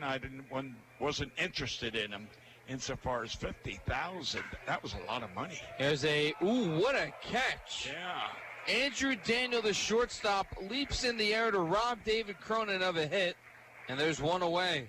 And that's just like the one first time Dave hit a shot to the shortstop. It was on Hopper. And this one here is just, well, anyway, getting back to Medich, I said, he's going to law school. Medical school. You're going to him $50,000, and he's gonna quit. How wrong I was. Oh, yeah? Oh, well, he went on to pitch about, 5, 6, 7 years in the major leagues. Although his career was cut short because of being a doctor. That's all I'll say. First pitch to Keith Griesaber is down and in for a ball one. Griesaber today is 1 for 2 with a single, a run scored in the first, strikeout in the second, and he reached on an error in the fourth. Mattern still on the mound, and his 1-0. Line drive to left field. Keith got a good swing on that one, but a better catch by White in left for out number 2. I tell you, 2 shots off this guy here, and in both times, both the left fielder and the shortstop robbed Evansville hitters of a base hit.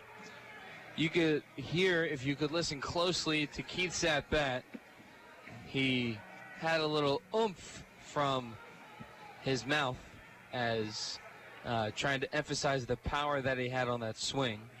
And better play there by Jones and left for out number 2. Ryan Long to the plate now. He's 2 for 2 with 2 singles, a run scored, as well as a walk. First pitch to Mattern is a called strike. From Mattern is a called strike. That was a beautiful off-speed curveball. They throw a lot of off-speed to Ryan.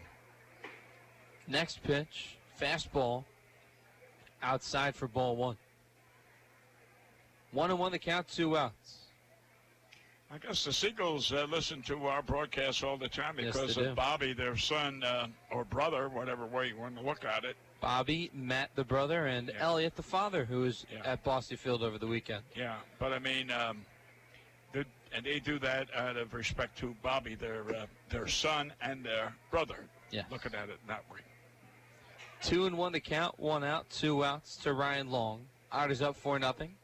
Swing and a miss. Ryan falls for the high fastball, and the count is even at 2. Yeah, a little too high, but boy, he gave it a home run swing. I'll tell you that. When the Otters play at Gateway, Bobby's brother is generally Matt is always one of your guests. Yes. Yeah. And I have to admit, Gateway might have here's a fly ball to left field, and Jones White out there in left, making the catch for out number 3. A 1-2-3 inning here in the bottom of the 6th. We head to the 7th. You listen to Evansville Otters baseball as they are up 4-0 over the Grizzlies on 91.5 WUEV and the Otters Digital Network. The International Brotherhood of Electrical Workers, Local Chapter 16, would like to take time to say, Go Otters! The IBEW Local 16's jurisdiction includes 13 counties in southwestern Indiana, as well as Wabash County in Illinois. Its members are divided into several categories of electrical work, including inside construction, maintenance electric, residential wiring, and sign classifications. More information on IBEW Local 16 can be found online at ibew16.net. The Tri-State Area Marathon service stations are proud supporters of the Evansville Otters. Marathon has over 5,100 Marathon-branded stations nationwide, and a full list of area Marathon stations and a list of daily gas prices are available online at mymarathonstation.com. Marathon provides products which support commercial, industrial, and retail operations. Marathon's slogan is Fueling the American Spirit.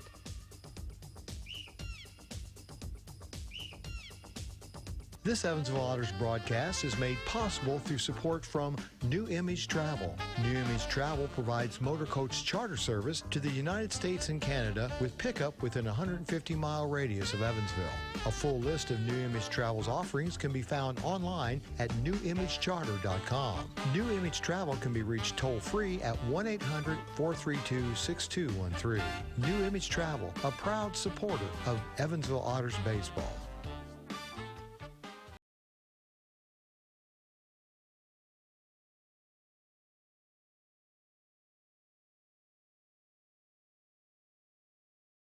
Otters baseball, Dave Nguyen, Bill McCune on the call. We're in the top of the 7th. Jake Welch still on the mound, and he's dealing right now for the Otters with 9 strikeouts so far. Yeah, I got 9 strikeouts. He's in complete control, and let's hope it continues that way. I want to see him go 9, I'll be honest. I think he does too. Gunnar Buhner to the plate. His first pitch is a ground ball into the Grizzlies dugout on the third base side. Count is at 0-1 with no outs as we begin the top of the 7th. 4-0 Otters the score. 4 runs on 6 hits. No runs on 5 hits for the Grizzlies so far. Welch now fires an 0-1. That'll be down and away to even the count at 1 with no outs. You know, ask Nate when you get, well, I could ask him too. Yeah. But Ozzie Guillen, I think his son was playing for Gateway last year. Oh. You might be right. Yeah. 1-1. Fly ball. Shallow right field. And McNamee is there for out number 1. Buhner is now 0 for 3. And to the plate now is Mr. White. And it seems, Bill, throughout this entire season, if you make a good defensive play, you're up in the batting order in the next half inning. I agree with you. That's how baseball works. White in 11 games so far, he has 10 hits. Today, he is 0 for 2 in his 12th game. First pitch from Welch, and that is a called strike. Pretty good pitch. So what is the difference between command and control? That's a good question. Having control means you're throwing strikes. Having command is you have command of your pitches. In other words, why'd you ask me that question? Because you're the baseball guy. Yeah, I know. And a 1-1, and it'll be a fastball inside for ball 2. Well, in other words, Jake is in command right now. You look at the game, they've yet to score a run. He's got 9 strikeouts, so that would be he's in command. Mm-hmm. Control would be throwing strikes. Okay.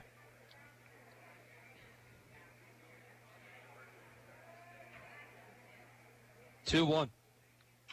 Ground ball foul. Count is now even at 2 to White. Mark that error for the manager down at third base. So they have 3 errors tonight. 2-2 the count with 1 out.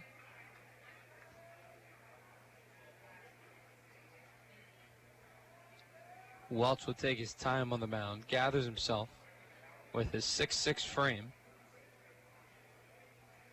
From the right side of the rubber, fires a 2-2. And it's another strikeout. Make that 10 on the day for Jake Welch, and 1 away in the top of the 7th.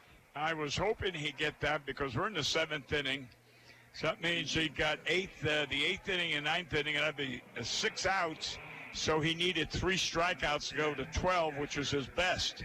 So now he needs 2 to tie his best, 3 to be 13 strikeouts to have an outstanding performance. That's right. 2 away, my apologies, here in the top of the 7th. And the first pitch to Zach Taylor, the catcher, is called strike 1. So he had 12 strikeouts in one game, and he's had 10 in another. I was just going to say he got 9 or 10. 0-1. Line drive to left field. That's going to drop for a base hit. Griesaber will field it in left. Rounding first and stopping now at first is Taylor. Griesaber got the ball quickly into the infield from left. Well, you know, I said that the other night, and I'll repeat myself. You see, Keith went from being an infielder to an outfielder and he wasn't that keen when he first started the season. However, he has adapted, and he has done real well out there. And that's why he cut that ball off and prevented a double, whereas others don't know how to play that outfield. Keith is a great athlete. Right. He was a soccer player. He was, in his senior year of high school, the Gatorade Missouri Soccer Player of the Year.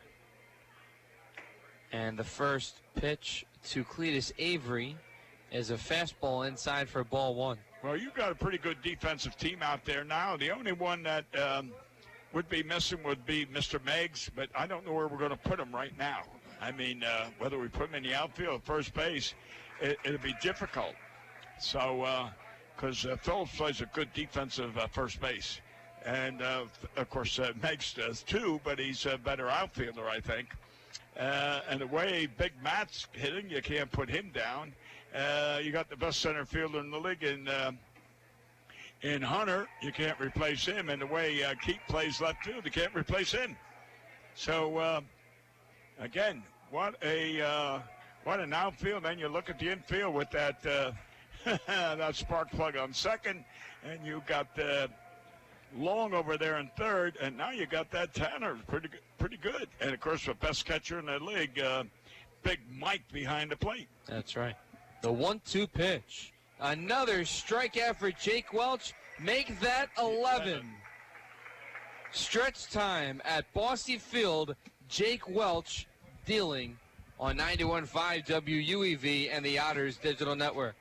7th inning stretch time. Get up and move. We're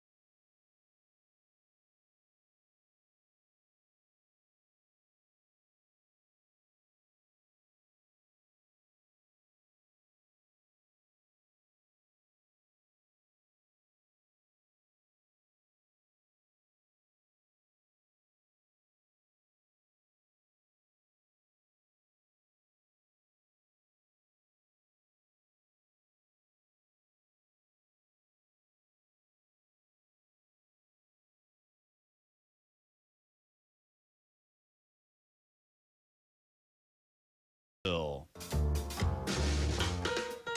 Under the Radar concert series presents a Batuki Trio at the Lost Lodge in the Lake on Saturday, September the 7th. Batuki Trio blends a myriad of Latin jazz styles, from the folkloric roots of Cuban and Brazilian music to the contemporary trends in Afro-Cuban, Brazilian, and Caribbean jazz. 2015 brought their debut release, Transparency, which showcases the group's exciting original compositions and musically infectious standards. Doors open at 6:30 and the music begins at 7:30 p.m.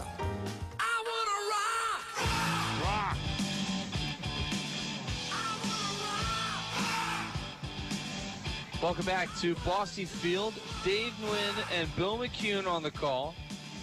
Bottom of the 7th. 4-0 Otters the score. And Jake Welch is pitching very effectively. In command.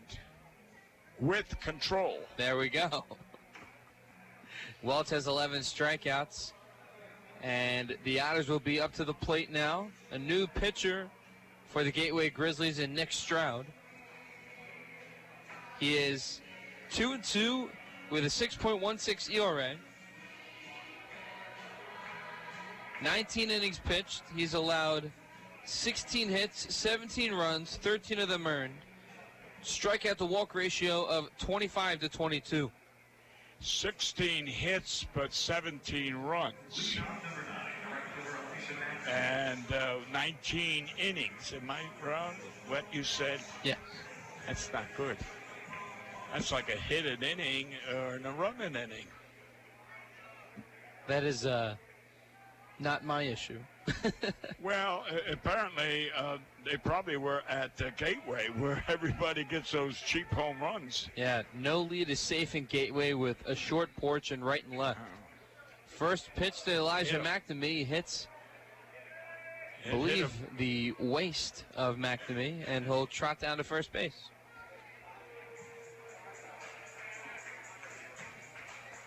Taylor Lane to the plate. He is 2 for 2 with an RBI single, a single, and a walk. Yeah, he drove in the second run. Second run of the first inning. Yep, scored Ryan Long. Right. On deck will be Dakota Phillips.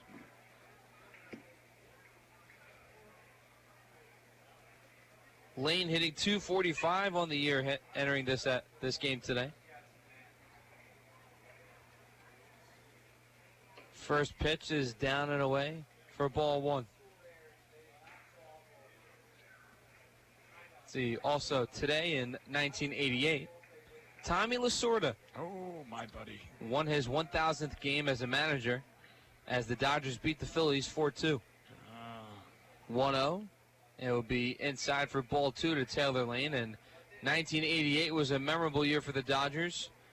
They won the World Series over the Oakland Athletics that year. The last World Series won by the Dodgers. Is that the one Kirk Gibson hit the home run? Yes. Did you not believe what you just saw? Swing and a miss for strike one. What's that? Oh, no, the infamous call by, I believe Jack Buck made that call on TV. Oh. I don't believe what I just saw. Oh. When Gibson hit the home run off Eckersley in Game 1 of the World Series. Dennis Eckersley. Pretty good pitcher. 2-1.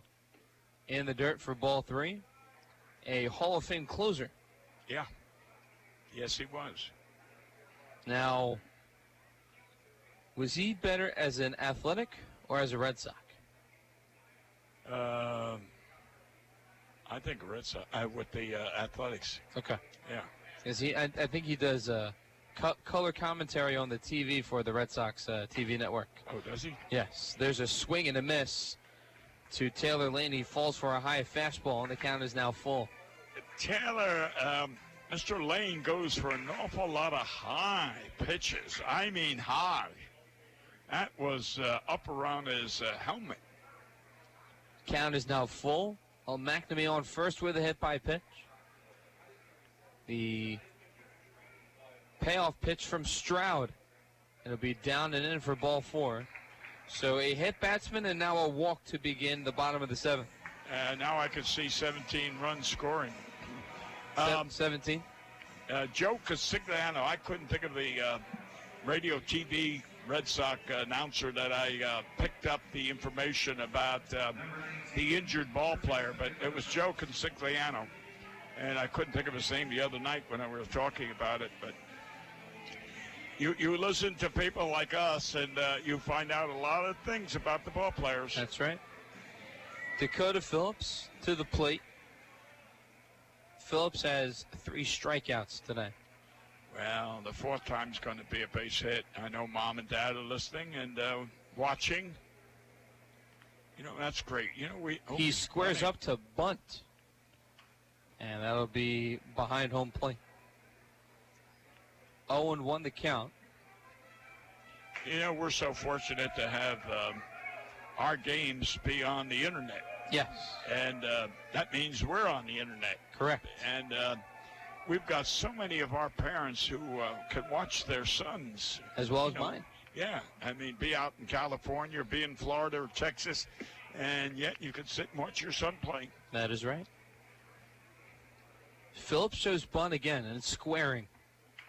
He fouls it down, or bunts it down the third base line, throw over to first, and that is a perfectly executed sacrifice bunt. Yeah, and well, what I liked about Dakota on that play, was he put the ball down while he was still at home plate.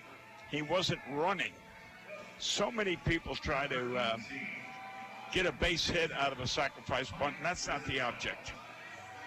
So when you see someone execute the play the way it's supposed to be, you're complimentary.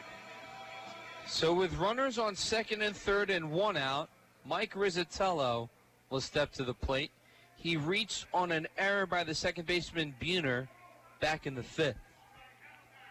Mike today is 0 for 2. First pitch. A good block there on the breaking ball by Stroud. Good block by the catcher Taylor. And here comes the manager. It looks like Phil Warren, the manager, is out on the mound for the Grizzlies. You're good friends with Tommy Lasorda? Oh, yeah. Yeah? Oh, yeah. When was the last time you talked to him? I think it was at the winter meetings. It was in Indianapolis. Whenever that was, about 4 or 5 years ago. Okay. In Indianapolis. Okay. You have his number? No. I'm afraid no. Okay. He's from Pennsylvania. That's right. You know that. Yeah. Norristown, right? Yeah. Yep. Just like his compadre, Mike Piazza. Yes, that is his nephew. No relation, but they talk about it being a godfather. Okay. Yeah. Godfather. Okay. Yeah. But no relation. Oh, no. Okay. No, there's no relation. Mike's father and Tommy were buddies. Okay. My mom's also was raised in Norristown. Okay. 1-0 pitch to Riz. That'll be a fly ball to left field. RBI. Woodcock back there making the catch to the warning track. And coming home from third is Elijah McNamee. A sac fly RBI for Mike Rizzatello. And the Otters extend their lead to 5-0. What a throw from that right fielder from the foul pole line down there at 315 all the way, one hop, right to third base. Now that is a great arm. By Dustin Woodcock and right. Yes, I mean, Mike Piazza's father was in the car dealership, and then he sold that or whatever and got into something with computers at Wall Street. Every time someone punched something, he would get 5 cents on that. And he had last time I talked to Mike's father, which is down in Vero Beach, he had a smaller plane that he could go see young Mike. I think he was playing in Virginia. But then when he went to Vero Beach to play, Mike Sr. had to go and buy a bigger plane. 1-0 is outside for ball 2 to Hunter Cullen. On third base is Taylor Lane. There are 2 outs, and the sac fly RBI by Mike Rizzatello gives the Otters now a 5-0 lead. If Mike Piazza's father had bought the Padres, I'd be a major league owner. Oh, yeah? Yeah. He promised Tommy Lasorda 10%, my brother 10%, and Dick Hager and I 1%. Okay. So I would have been a major league owner. All right. Yeah. But Mrs. Croc's attorney turned him down. 2-1. Popped up. Foul territory, and then it goes foul on the roof of Bossy Field, and the count is now even at 2. Yeah, they didn't. It was $80 million at that time, and of course, you know, today you're talking about that franchise is probably worth about $500 or $600 million, but at that time, $80 million, and the guy that bought it couldn't afford it, and then later had to get a couple other guys to chip in, $40, $50 million to help stabilize the Padres. The 2-2 pitch. Hit him. And it hits Hunter Cullen. And now the Otters have runners on the corners. You got 2 hit batters in this inning. Tommy Lasorda has he makes his own wine. Oh, that I don't know. Yep, he does. I don't know. Out in L.A. Mr. Blue, he bled blue blood. He down his office at Vero Beach was funny. He was doing commercials for something. I don't remember what it was, but anyway, come on in. And you'd go in the storage room and he'd be throwing things at you and you'd say, how am I going to do this? I'm on an airplane. I can't be carrying half the boxes with this. Wheatridge takes a ball, and the count is at 1-0. He did sign an autograph picture for me to my son, Jeff, the baseball player, and future Dodger Tommy Lasorda to Jeff. 1-0. Runner goes down to second base, and Cullen stands there. And the Otters now have runners on second and third with 2 outs. Swiped bag for Hunter Cullen.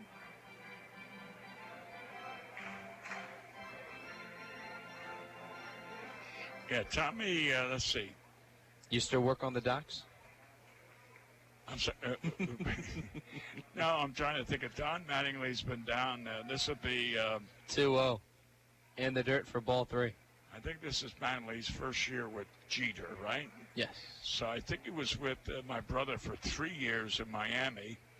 So that would be 4. So it had to be 5 years. Donnie was with the Dodgers, and he was supervising Tommy Lasorda at that time. Okay.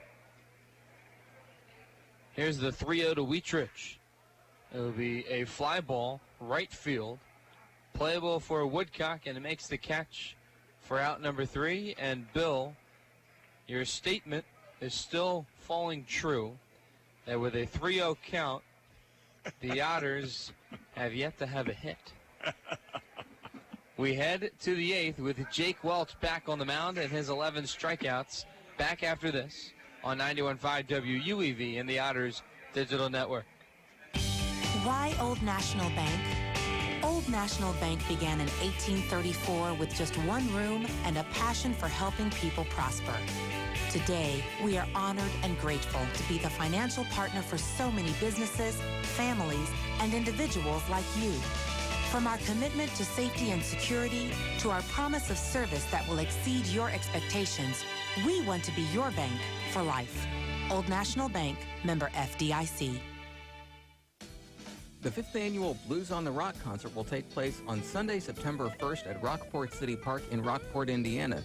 Gates open at noon, and live music starts at 2 p.m. with Jonas Cowan, Beyond Blue, Bosco France, Muddy Gut, and headliner Sean Murphy. The event will also feature multiple food and drink vendors as well as an art contest.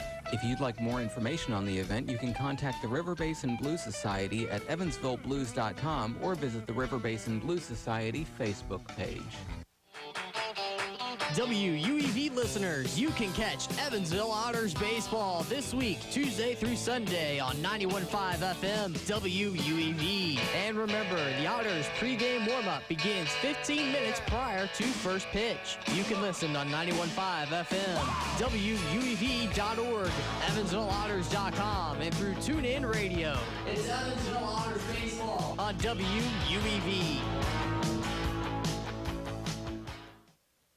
The Evansville Otters play here on 91.5 FM WUEV. Welcome back to Evansville Otters baseball. Dave Gwynn, Bill McCune on the call. The Otters have a commanding 5-0 lead. Jake Welch on the mound. His first pitch to Connor Owings is in the dirt for ball 1. Well, on that last you were talking about the 3-0, how what I've said for years. Well, I'll tell you what, the next time that situation comes up, I'm going to call Vegas and say put $1,000 on, he's not going to swing. I'll probably be a millionaire. Okay. Just give 10% to me. We'll be all right. All right.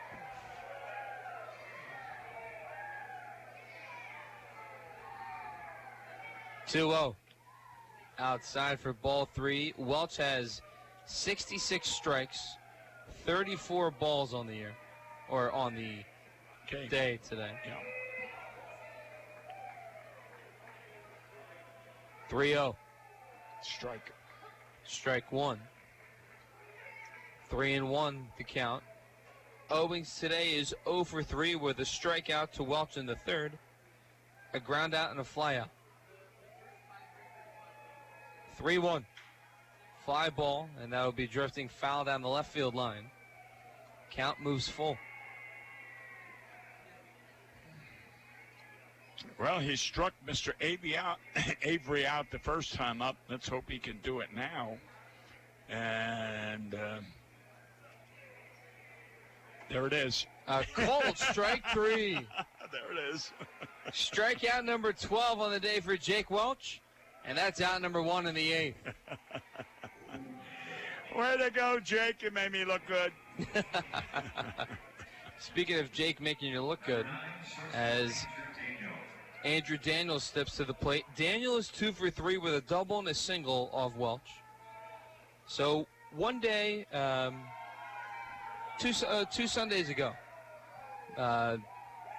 first pitch to Daniel, it will be a call to strike.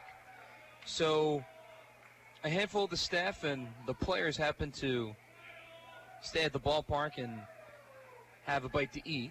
And the 0-1 pitch is a swing and a miss, moving the count to 0-2.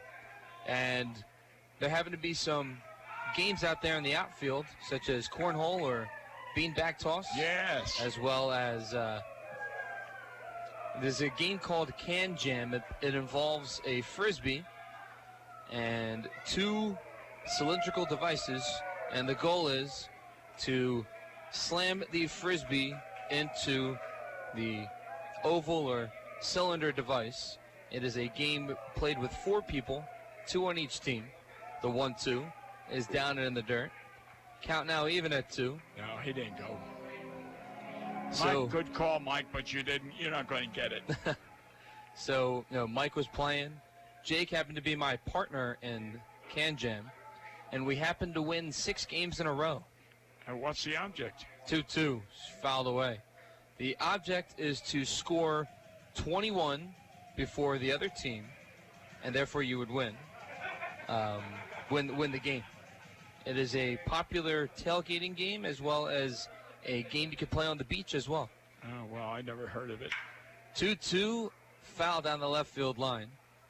It's rather new. Okay. You can find it in Walmart. You can find it in Oh, really? your local sporting goods store. Your grandchildren would know a thing or two about candy. Oh, I'm quite sure they do. Grandchildren, great-grandchildren. I got a 2-2. Down and away for ball 3. I got a great-grandson, Liam, and I tell you what, 2 years old, and you want to see him drive his, he's got a John Deere tractor and a... Battery-powered? Yeah, Okay. and he goes all over, and there's a walk. Oh, and Mike had him 0-2, too. Yep. He drives that thing all over.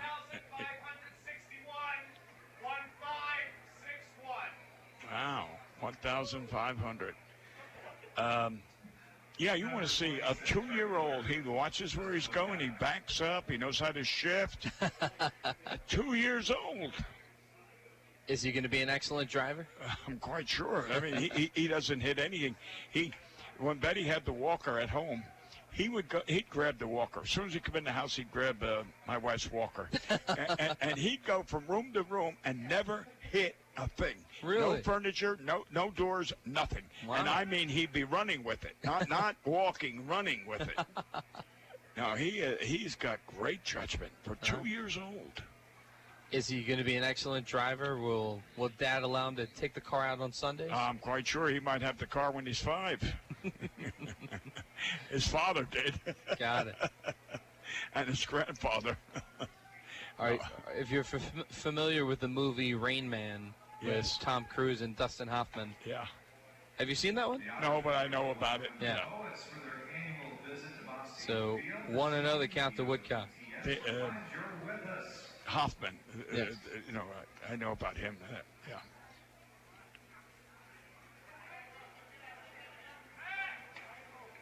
The 1-0 pitch, there's a throw over to first. So Tom Cruise's older brother, Dustin Hoffman, is autistic. And it just goes through the journey of how they get to know one another. No, it was a car. They were riding. Wasn't they going to California or something? Wasn't they? Yeah. Here's a fly ball foul down the left field line. Long is backing up and makes the catch for out number 2. To the plate now is Wesley Jones. Jones is 2 for 3 with 2 singles. Well, I'm rooting for Jake to get this 13th strikeout, and then he could coast in that 9th inning. We do have Drew Byer warming up in the pen if necessary. Welch wants to complete this game, though. Oh, yeah, and he should. I mean, it was like the other day when, what was it, Nicely had 7 innings and he was coasting, and they took him out. I don't know why, but... He may have suffered a minor injury. I know he was seeing the athletic trainer, Sarah Zirk, before the game today. The 1-0 pitch is falling in right field for a base hit.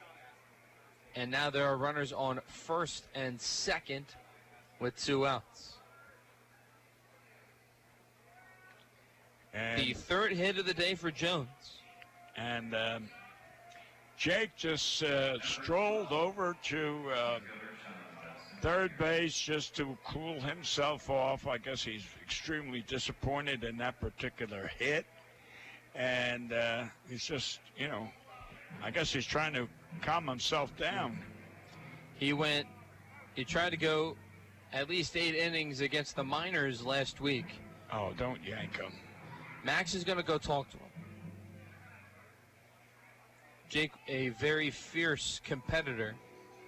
And every ball player, especially the pitchers, want to have the ball in their hands in a situation like this, with the Otters having a chance to get into the postseason if they were to win a few games this week. Yeah.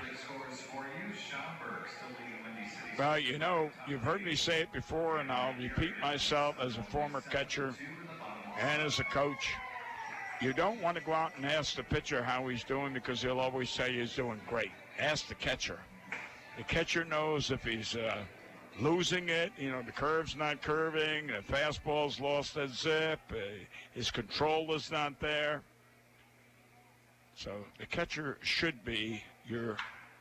Here's a ground ball. Good diving stop by Phillips on the first base line. He'll touch the bag, and a great defensive play by Phillips gets Jake Welch and the Otters out of the inning.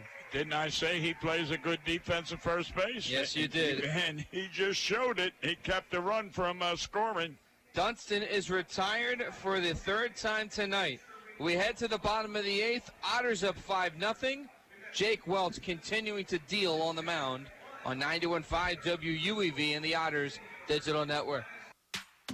The Evansville Otters would like to thank Sinorama Evansville for their support this season. Sinorama Evansville is a multi-application supplier of custom-made signs, banners, and decals in the tri-state. Located at 1300 North Royal Avenue in Evansville, Sinorama is open 8 a.m. to 5 p.m. Monday through Friday. They can be reached by phone at 812-477-7763 and can be found online at sinorama.com/in-Evansville. Sinorama Evansville, a proud supporter of Evansville Otters baseball. The Tin Fish Restaurant is located at 707 State Street in Newburgh, Indiana. Independently owned and operated, the Tin Fish menu featured salads and sandwiches, as well as seafood platters and combos, and seafood burritos, tacos, and burgers. The Tin Fish Restaurant is open 7 days a week from 11 a.m. to 8 p.m. They can be reached by phone at 812-490-7000. Visit them online at tinfishnewburgh.com. The Tin Fish Restaurant, a proud supporter of Evansville Otters baseball. Since 1994, Slays Restoration has been assisting tri-state residents clean up and restore their properties after disasters of all kinds. Located at 2121 Cotter Avenue in Evansville, Slays Restoration offers assistance for water damage, fire and smoke damage, mold and biohazard mitigation, complete reconstruction, and much more. Slays Restoration can be reached toll-free 24 hours a day at 1-888-776-8555. It can also be found online at slaysrestoration.com.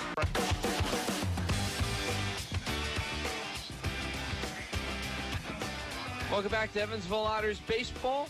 Didn't win and Bill McCune on the call. We're in the bottom of the 8th, and the Otters have a commanding 5-0 lead. David Cronin steps to the plate. Cronin has a sac fly RBI, a run scored, a stolen base, and a walk. It'll be back to the top of the order for the Otters. Cronin, Grieshaber, and Long. Well, you talk all the time about quality hits. Well, you look up the board and you see that Gateway has 7 hits. The Otters only have 6. However, the Otters have 5 runs. So there is where the quality hitting comes in.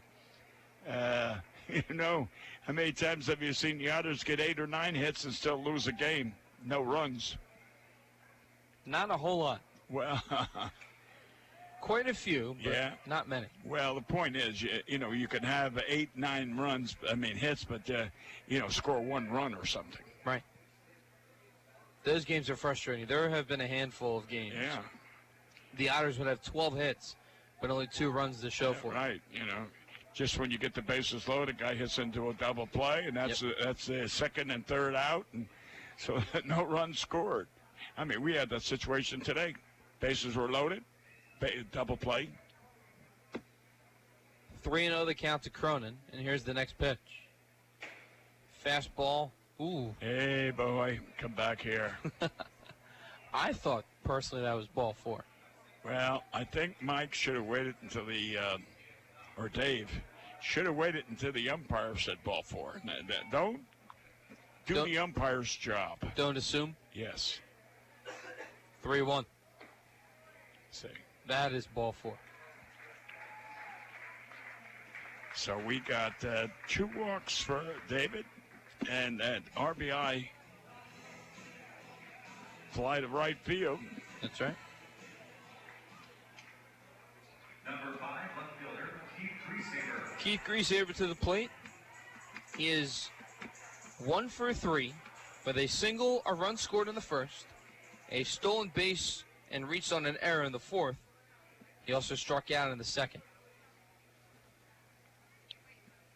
Keith has overcome a lot of adversity in his life. First pitch is down and away for a ball 1. Managed to talk to Keith for about an hour last week, and you can hear my interview with him on the Otters YouTube page and the latest Otters podcast. Talked about his soccer career. He was drafted by the Los Angeles Angels organization, and he thought about hanging up the cleats at one point. Oh, I think we all do at one point. When things aren't going our way, we decide to change directions. However, a lot of times something brings us back to where we should be. The 2-0. That'll be a wild pitch by Stroud, and Cronin trots over to second.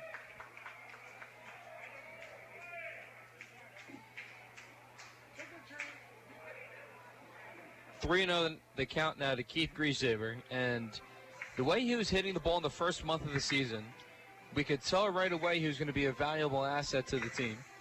He was the hottest hitter the Otters had there early, and then cooled off. He was batting at 360 or something like that. He was a house of fire. Yes. The 3-0 pitch. It'll be a ball 4 upstairs. And then what helped out have his batting average hover around 290 to 300 was his 19-game hit streak. Yes, I remember that. 29-game on-base streak. Yeah. I remember you were so excited about it. Adamant? Yeah, it was a good word, yeah.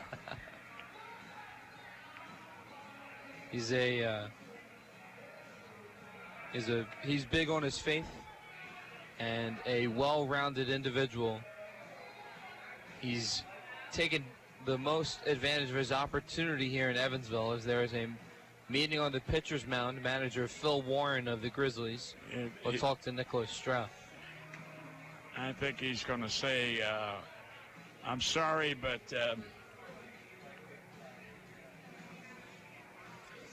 from what I've heard about Phil Warren is that he has a pitching background. Yes. He was in this league as a pitcher. Okay. Who did he play for? I think he played for Gateway. Okay. You know, we were talking about playing managers the other day, and Lou Pedro I mentioned, and I was looking at something today on the internet about the 30 best shortstops there was, and he was listed as one. I didn't realize he was the manager of the Cleveland Indians at 24 years of age.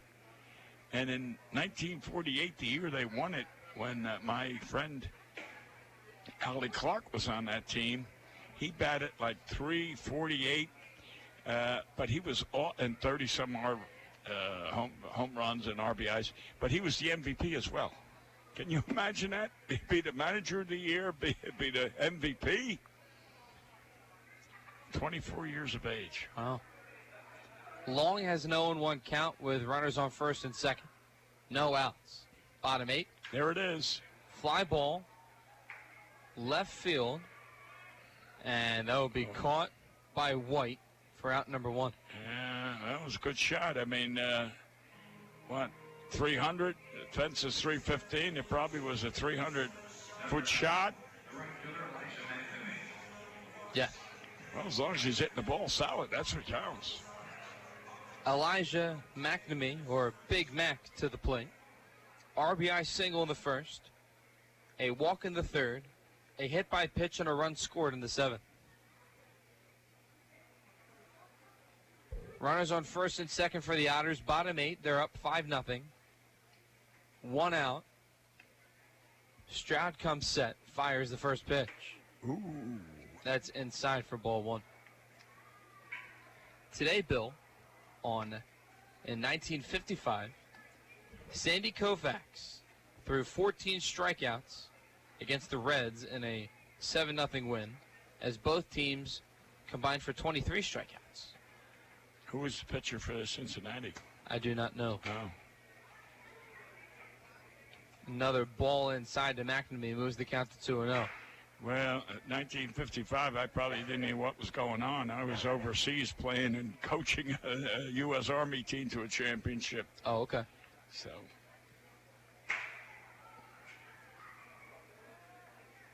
The 2-0 to McNamee is a breaking ball in the dirt. Kept in front of the catcher, Zach Taylor, and the count moves to 3-0. Yeah.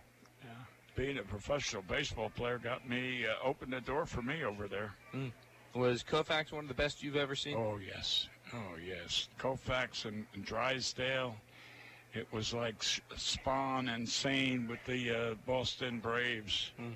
I mean, two of the best. In fact, 3-0, and that's a strike. A lot of people don't know it, but they went on strike. Koufax and Drysdale went on strike. They wanted more money. It was just those two, you know.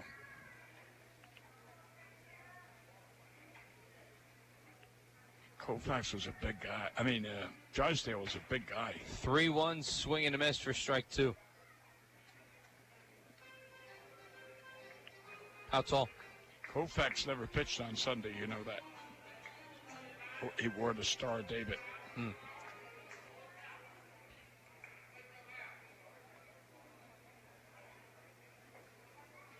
Stroud will come set. Takes a deep breath. Now fires the payoff pitch to McNamee, and it's a wild pitch. And ball 4 to load the bases with 1 out. Yeah, Sandy Koufax, I think, was signed at 18 years old and spent 2 years in the bullpen in Brooklyn.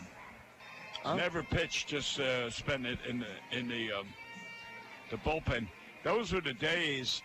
If you signed X amount of dollars on a bonus, you had to be on the Major League roster. And that's what happened. He got this big bonus. Therefore, he had to be on the roster, although he couldn't pitch, or didn't pitch, but he was on their roster. So he just developed his curveball in the bullpen. So there's a mound visit and now a pitching change for the Gateway Grizzlies. Yeah, well, it had to be. That's what's the name, second trip to the mound. Phil Warren. Yeah. So the new reliever will be Patrick Boyle, a lefty from Farmersville, Ohio.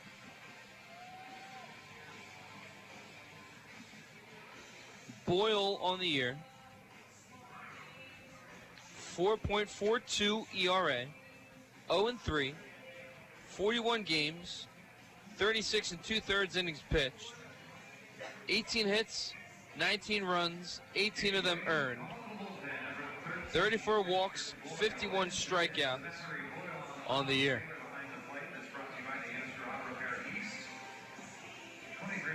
Let's see, what other facts can I throw at?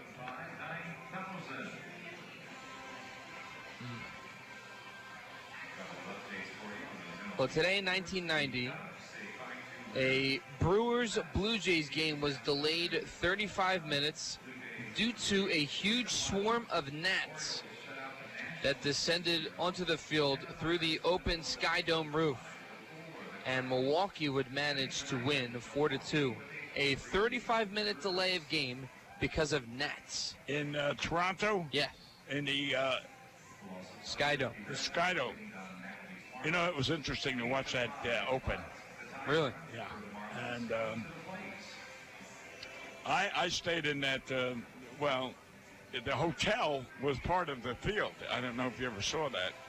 And in other words, you could you could rent a room where you could look out your window and watch the game. I think it was like $800 a night or something real. My room was always on the opposite side of the hallway, so mine was like a $200 a night room. Wow. But that was interesting, I tell you. You know, the general manager of Oakland now, they talk about what he invented that ball. What was it called? Moneyball. Moneyball. He didn't even know where the ballpark was when he first started scouting. And I had to show him, you know. Billy Bean? Yeah. You showed him where the baseball stadium was? Yeah, I had to hand carry him over to Toronto. And I was with him for a couple, maybe 4 days or something like that. Oh, where you going next, Bill? I said, I'm going to Toronto or going to Milwaukee or something.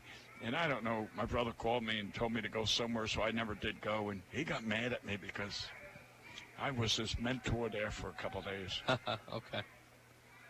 Swing and a miss for Taylor Lane against Boyle. Counted 0-1. Yeah, John Hart was another one. You know, he was first year scouting. He was in 0-1 is a ball upstairs, moving the count even at 1 with 1 out. Bases loaded. Otters up 5-0 here in the bottom of the 8th. Yeah, we're in Phoenix, Scottsdale area, and he didn't even know anything. He was a college coach. And then later he became general manager of the Cleveland Indians, and I made a trade with him. 1-1 pitch, swing and a miss on a high fastball to Lane, and the count moves to 1-2. Yeah, I made a big trade with him, and then about a year later, of course, I was out of baseball, and I called him for a job, a major league scouting job, and he said, send me a resume. And he said, William. I wasn't Bill. I was William. I said, forget it. Send you a resume. Heck, I helped develop you. 1-2. Down and away to even the count at 2 with 1 out. Yeah, how quickly they forget. You know, you always remember the people. When you're climbing the ladder, you remember them because you're going to see them on the way down, too.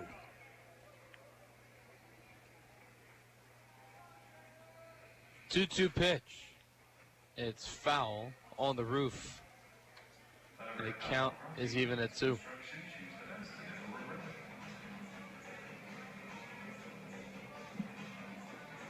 All right, do you remember the name Fred Frankhouse? Fred who? Frankhouse. No. Pitched for the Brooklyn Dodgers. No. A rain-shortened no-hitter against the Reds.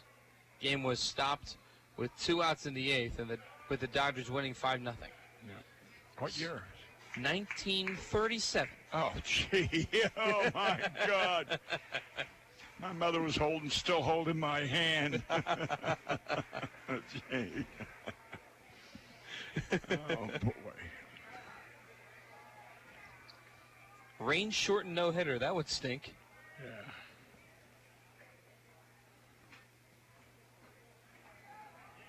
Payoff pitch. Shot to center field. Dunston goes back, and he'll make the catch.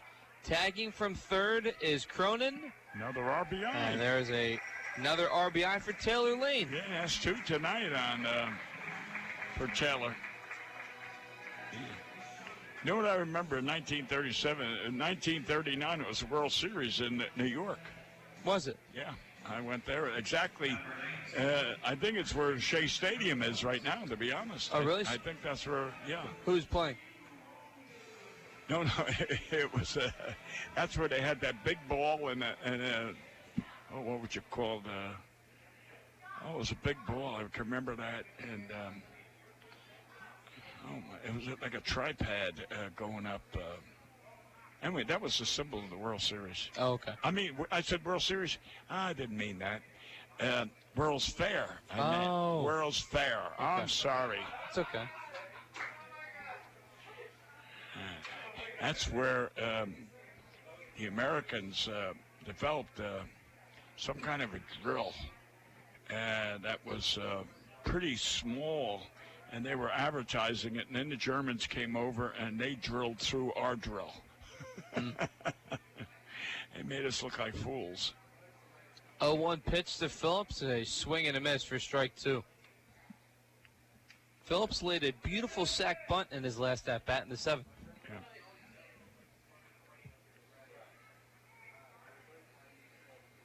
0-2 the count to Phillips. Runners on first and second. 2 outs. The sac fly by Lane scored Cronin, and the Otters lead 6-0.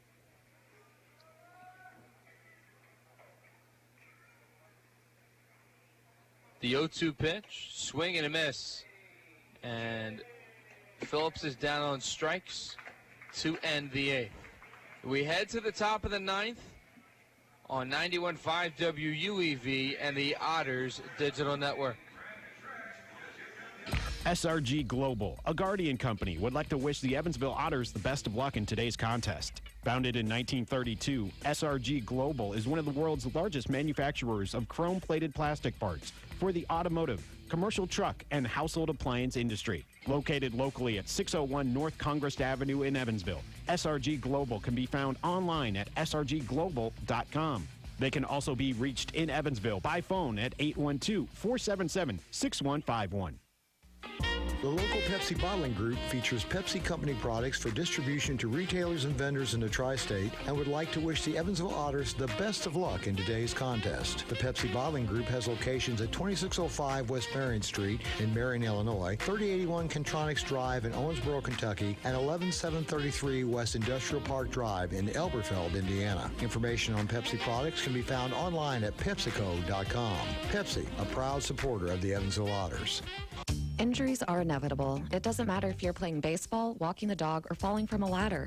Injuries happen. When they do, Tri-State Orthopedics offers treatment for sprains, strains, and fractures by medical specialists. Tri-State Orthopedics is located at 225 Cross Lake Drive in Evansville, just north of the Lloyd and I-164. Tri-State Orthopedics can be reached by phone at 812-477-1558. Its urgent care line is 812-474-OUCH. Tri-State Orthopedics, a proud supporter of Evansville Otters baseball.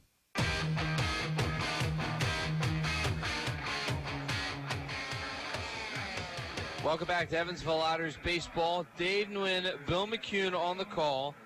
Jake Welch's day is done.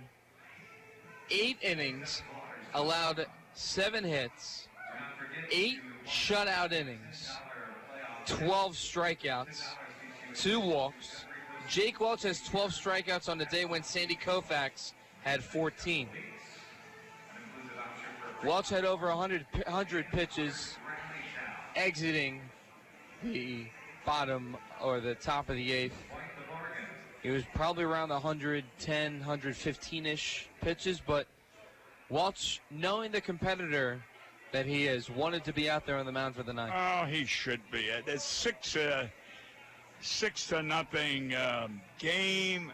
My God, even if he gave up a walk and a hit or something and had two men on, he'd be still okay.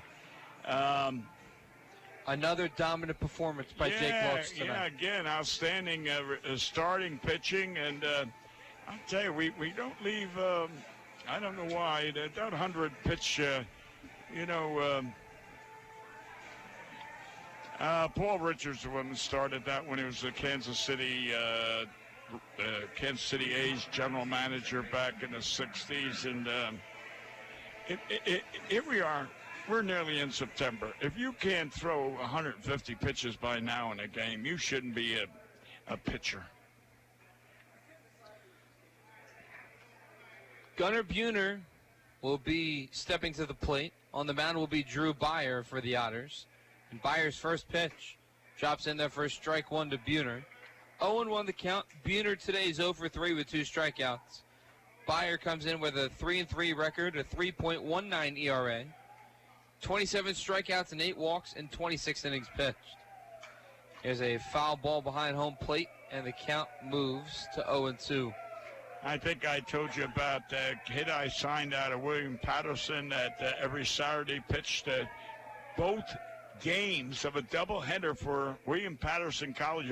They were 7 innings, but that would be 14 innings, and he did it every Saturday. 0-2 pitch, breaking ball, good block there by Riz, and the count was to 1-2. I signed him, and he ended up pitching AAA for us in Las Vegas.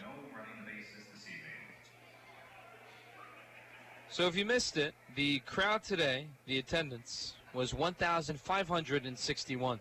Not bad for a Taco Tuesday. Ground ball to Ryan Long on a couple of hops, throws over to first, 1 away.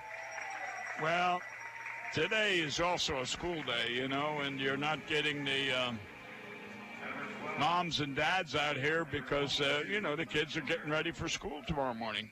Okay. You got to dress them. I mean, I'm talking about the younger kids, Right. Although I got the great-grandson I was talking about, I got a great-granddaughter, and she's 6, and she dresses herself. Don't mom let her dress when she decides what she's wearing. Okay. And she always matches her clothes. She always has a good taste. 6 years old, she got good taste. First pitch to Greg White is a swing and a miss from Byer. But I always say, boy, the guy that gets her, is he in trouble? Enjoy it while you can, right? Oh, she may be 6, but she's 16 in the way she acts. 0-1 the count with 1 out. Next pitch, swing and a miss. Fastball blows by White from Byer. The count is now at 0-2.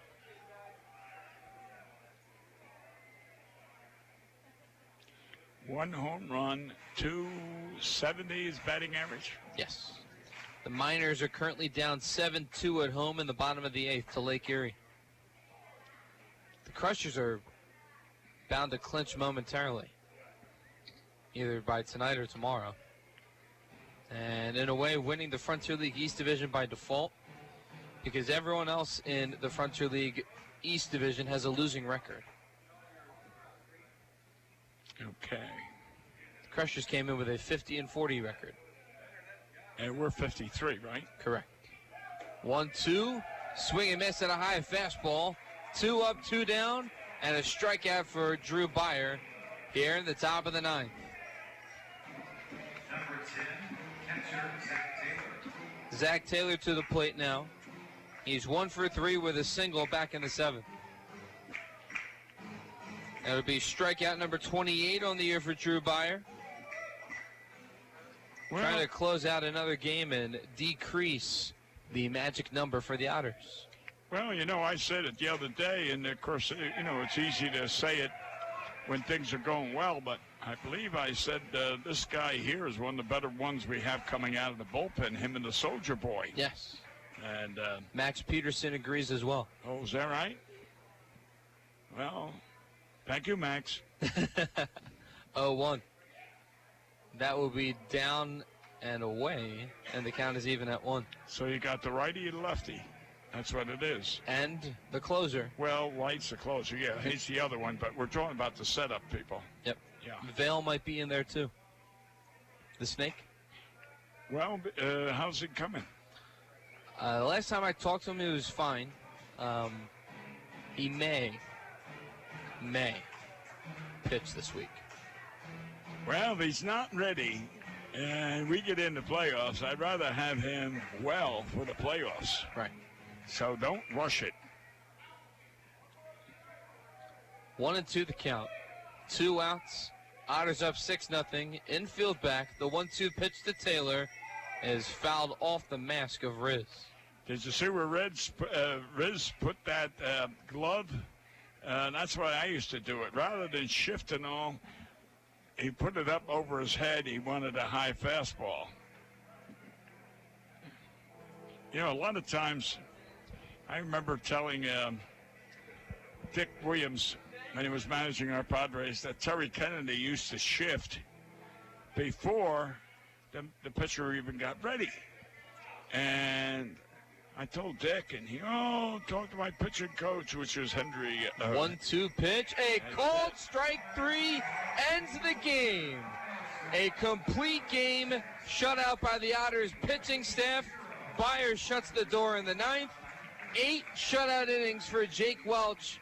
12 strikeouts. And the Otters take game 1 of the 3-game series against the Gateway Grizzlies, decreasing their magic number. And they win by a final score of 6-0. 6 runs on 6 hits. No runs on 7 hits by Gateway and 2 errors. And the Otters take care of business tonight at Bosse Field. We'll come back and get the final totals after this break. You're listening to 91.5 WUEV and the Otters Digital Network. Injuries are inevitable. It doesn't matter if you're playing baseball, walking the dog, or falling from a ladder. Injuries happen. When they do, Tri-State Orthopedics offers treatment for sprains, strains, and fractures by medical specialists. Tri-State Orthopedics is located at 225 Cross Lake Drive in Evansville, just north of the Lloyd and I-164. Tri-State Orthopedics can be reached by phone at 812-477-1558. Its urgent care line is 812-474-OUCH. Tri-State Orthopedics, a proud supporter of Evansville Otters baseball. The Pizza Brick Road always goes to Tyroni's. I'm in the mood for pizza and I'm ready to go. The Pizza Brick Road goes to Tyroni's. So follow me down the Pizza Brick Road. Road down to Tyroni's. The Pizza Brick Road. The Pizza Brick Road always goes to Tyroni's. It's time for the 5th annual Blues on the Rock, Sunday, September 1st at Rockport City Park. 6 blues bands live on stage 2 p.m. till midnight, featuring blues rocker Sean Murphy having her CD release party. There's a place you can find where the sun. Food, drinks, arts and crafts, and tent camping available. $10 admission. A blues set from Bosco, France. Evil woman, why you play me for a fool? Blues on the Rock.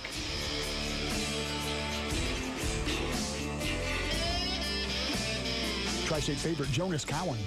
Moses stood on holy ground. Beyond Blue, Muddy Gut, and more. Blues on the Rock, Sunday, September 1st at Rockport City Park.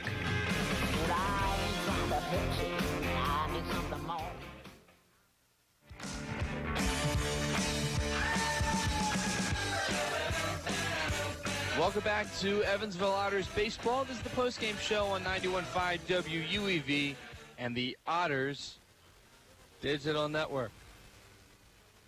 Dave Nguyen, Bill McCune on the call.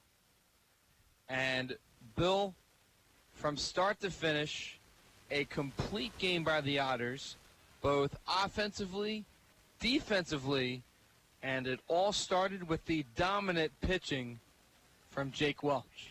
Well, Jake was in command. He was in control, and he had the Gateway people just wondering when the bus was going to leave, because he had them sitting down in the dugout as quickly as they got up to the plate. 12 strikeouts. He topped what the most he got earlier. And I would have loved to have seen him come out to the ninth inning and maybe got a strikeout. But the point is, going 9 innings, I'd love to have done it. But anyway, that's beside the point. What the key, I think, Dave, whether you agree or not, I think the entire key to tonight's game was in the first inning when Keith led off with a base hit, followed by Ryan Long's base hit. A blooper. A blooper, but a base hit. Yes. And then Big Mac got the base hit. Then Lane got the base hit. That was 4 base hits in a row, and they scored 2 runs. That's right. That was the key. Quality at bats. Couldn't have said it better than myself. As I probably said, as well as Otters hitting coach Bobby Siegel has said throughout the season. And that pretty much set the tone. They then scored another run on the sac fly by Cronin in the third. And I think that pretty much put it away because Welch was dealing. Oh, he was. He was in control all the time. And like I say, 12 strikeouts. And there was only one situation I think he was in trouble, but Phillips came up with a sensational play on Dunston. If you remember, there was runners on first and second, and Dunston hit a shot down the first baseline. And here comes Phillips. He made a beautiful stop, and that saved the run, but it also was a defensive gem. Well, the Otters' magic number, if the score holds in Southern Illinois, the Miners are currently down 7-3 at home. If the Miners were to lose tonight, the Otters' magic number is down to 2. And if the Miners were to lose tomorrow night and the Otters win, the Otters go to the playoffs. So the Otters could clinch tomorrow night. Well, did Preston order the champagne? Or is it in the storage room? It might be in the storage room, and Mr. Bussingham might be on his tab. Okay, well, I'm not I don't drink, but I certainly will go down and maybe participate. Yeah, if they let me. And celebrate? Yeah, if they let me. You know, if I may, I know we're in the post. You know, the first time I ever had champagne was in Paris. And I just threw it down, and Sergeant Rodriguez says, hey, we got to be here all night. You don't slug champagne, you sip it. Anyway. Well, for Bill McCune and our radio engineer, Mr. Paul Mattingly, I'm Dave Nguyen. Everyone, have a great night. Tune in tomorrow. It will be a very important game with history on the line. Yeah. Have a great night, and remember, go Otters. Go Otters. 1-2 pitch. A cold strike 3 ends the game. A complete game shutout by the Otters pitching staff. Byers shuts the door in the 9th. 8 shutout innings for Jake Welch. 12 strikeouts, and the Otters take game 1 of the 3-game series against the Gateway Grizzlies, decreasing their magic number, and they win by a final score of 6-0.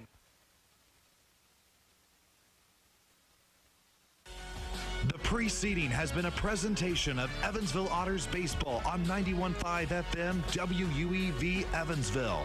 For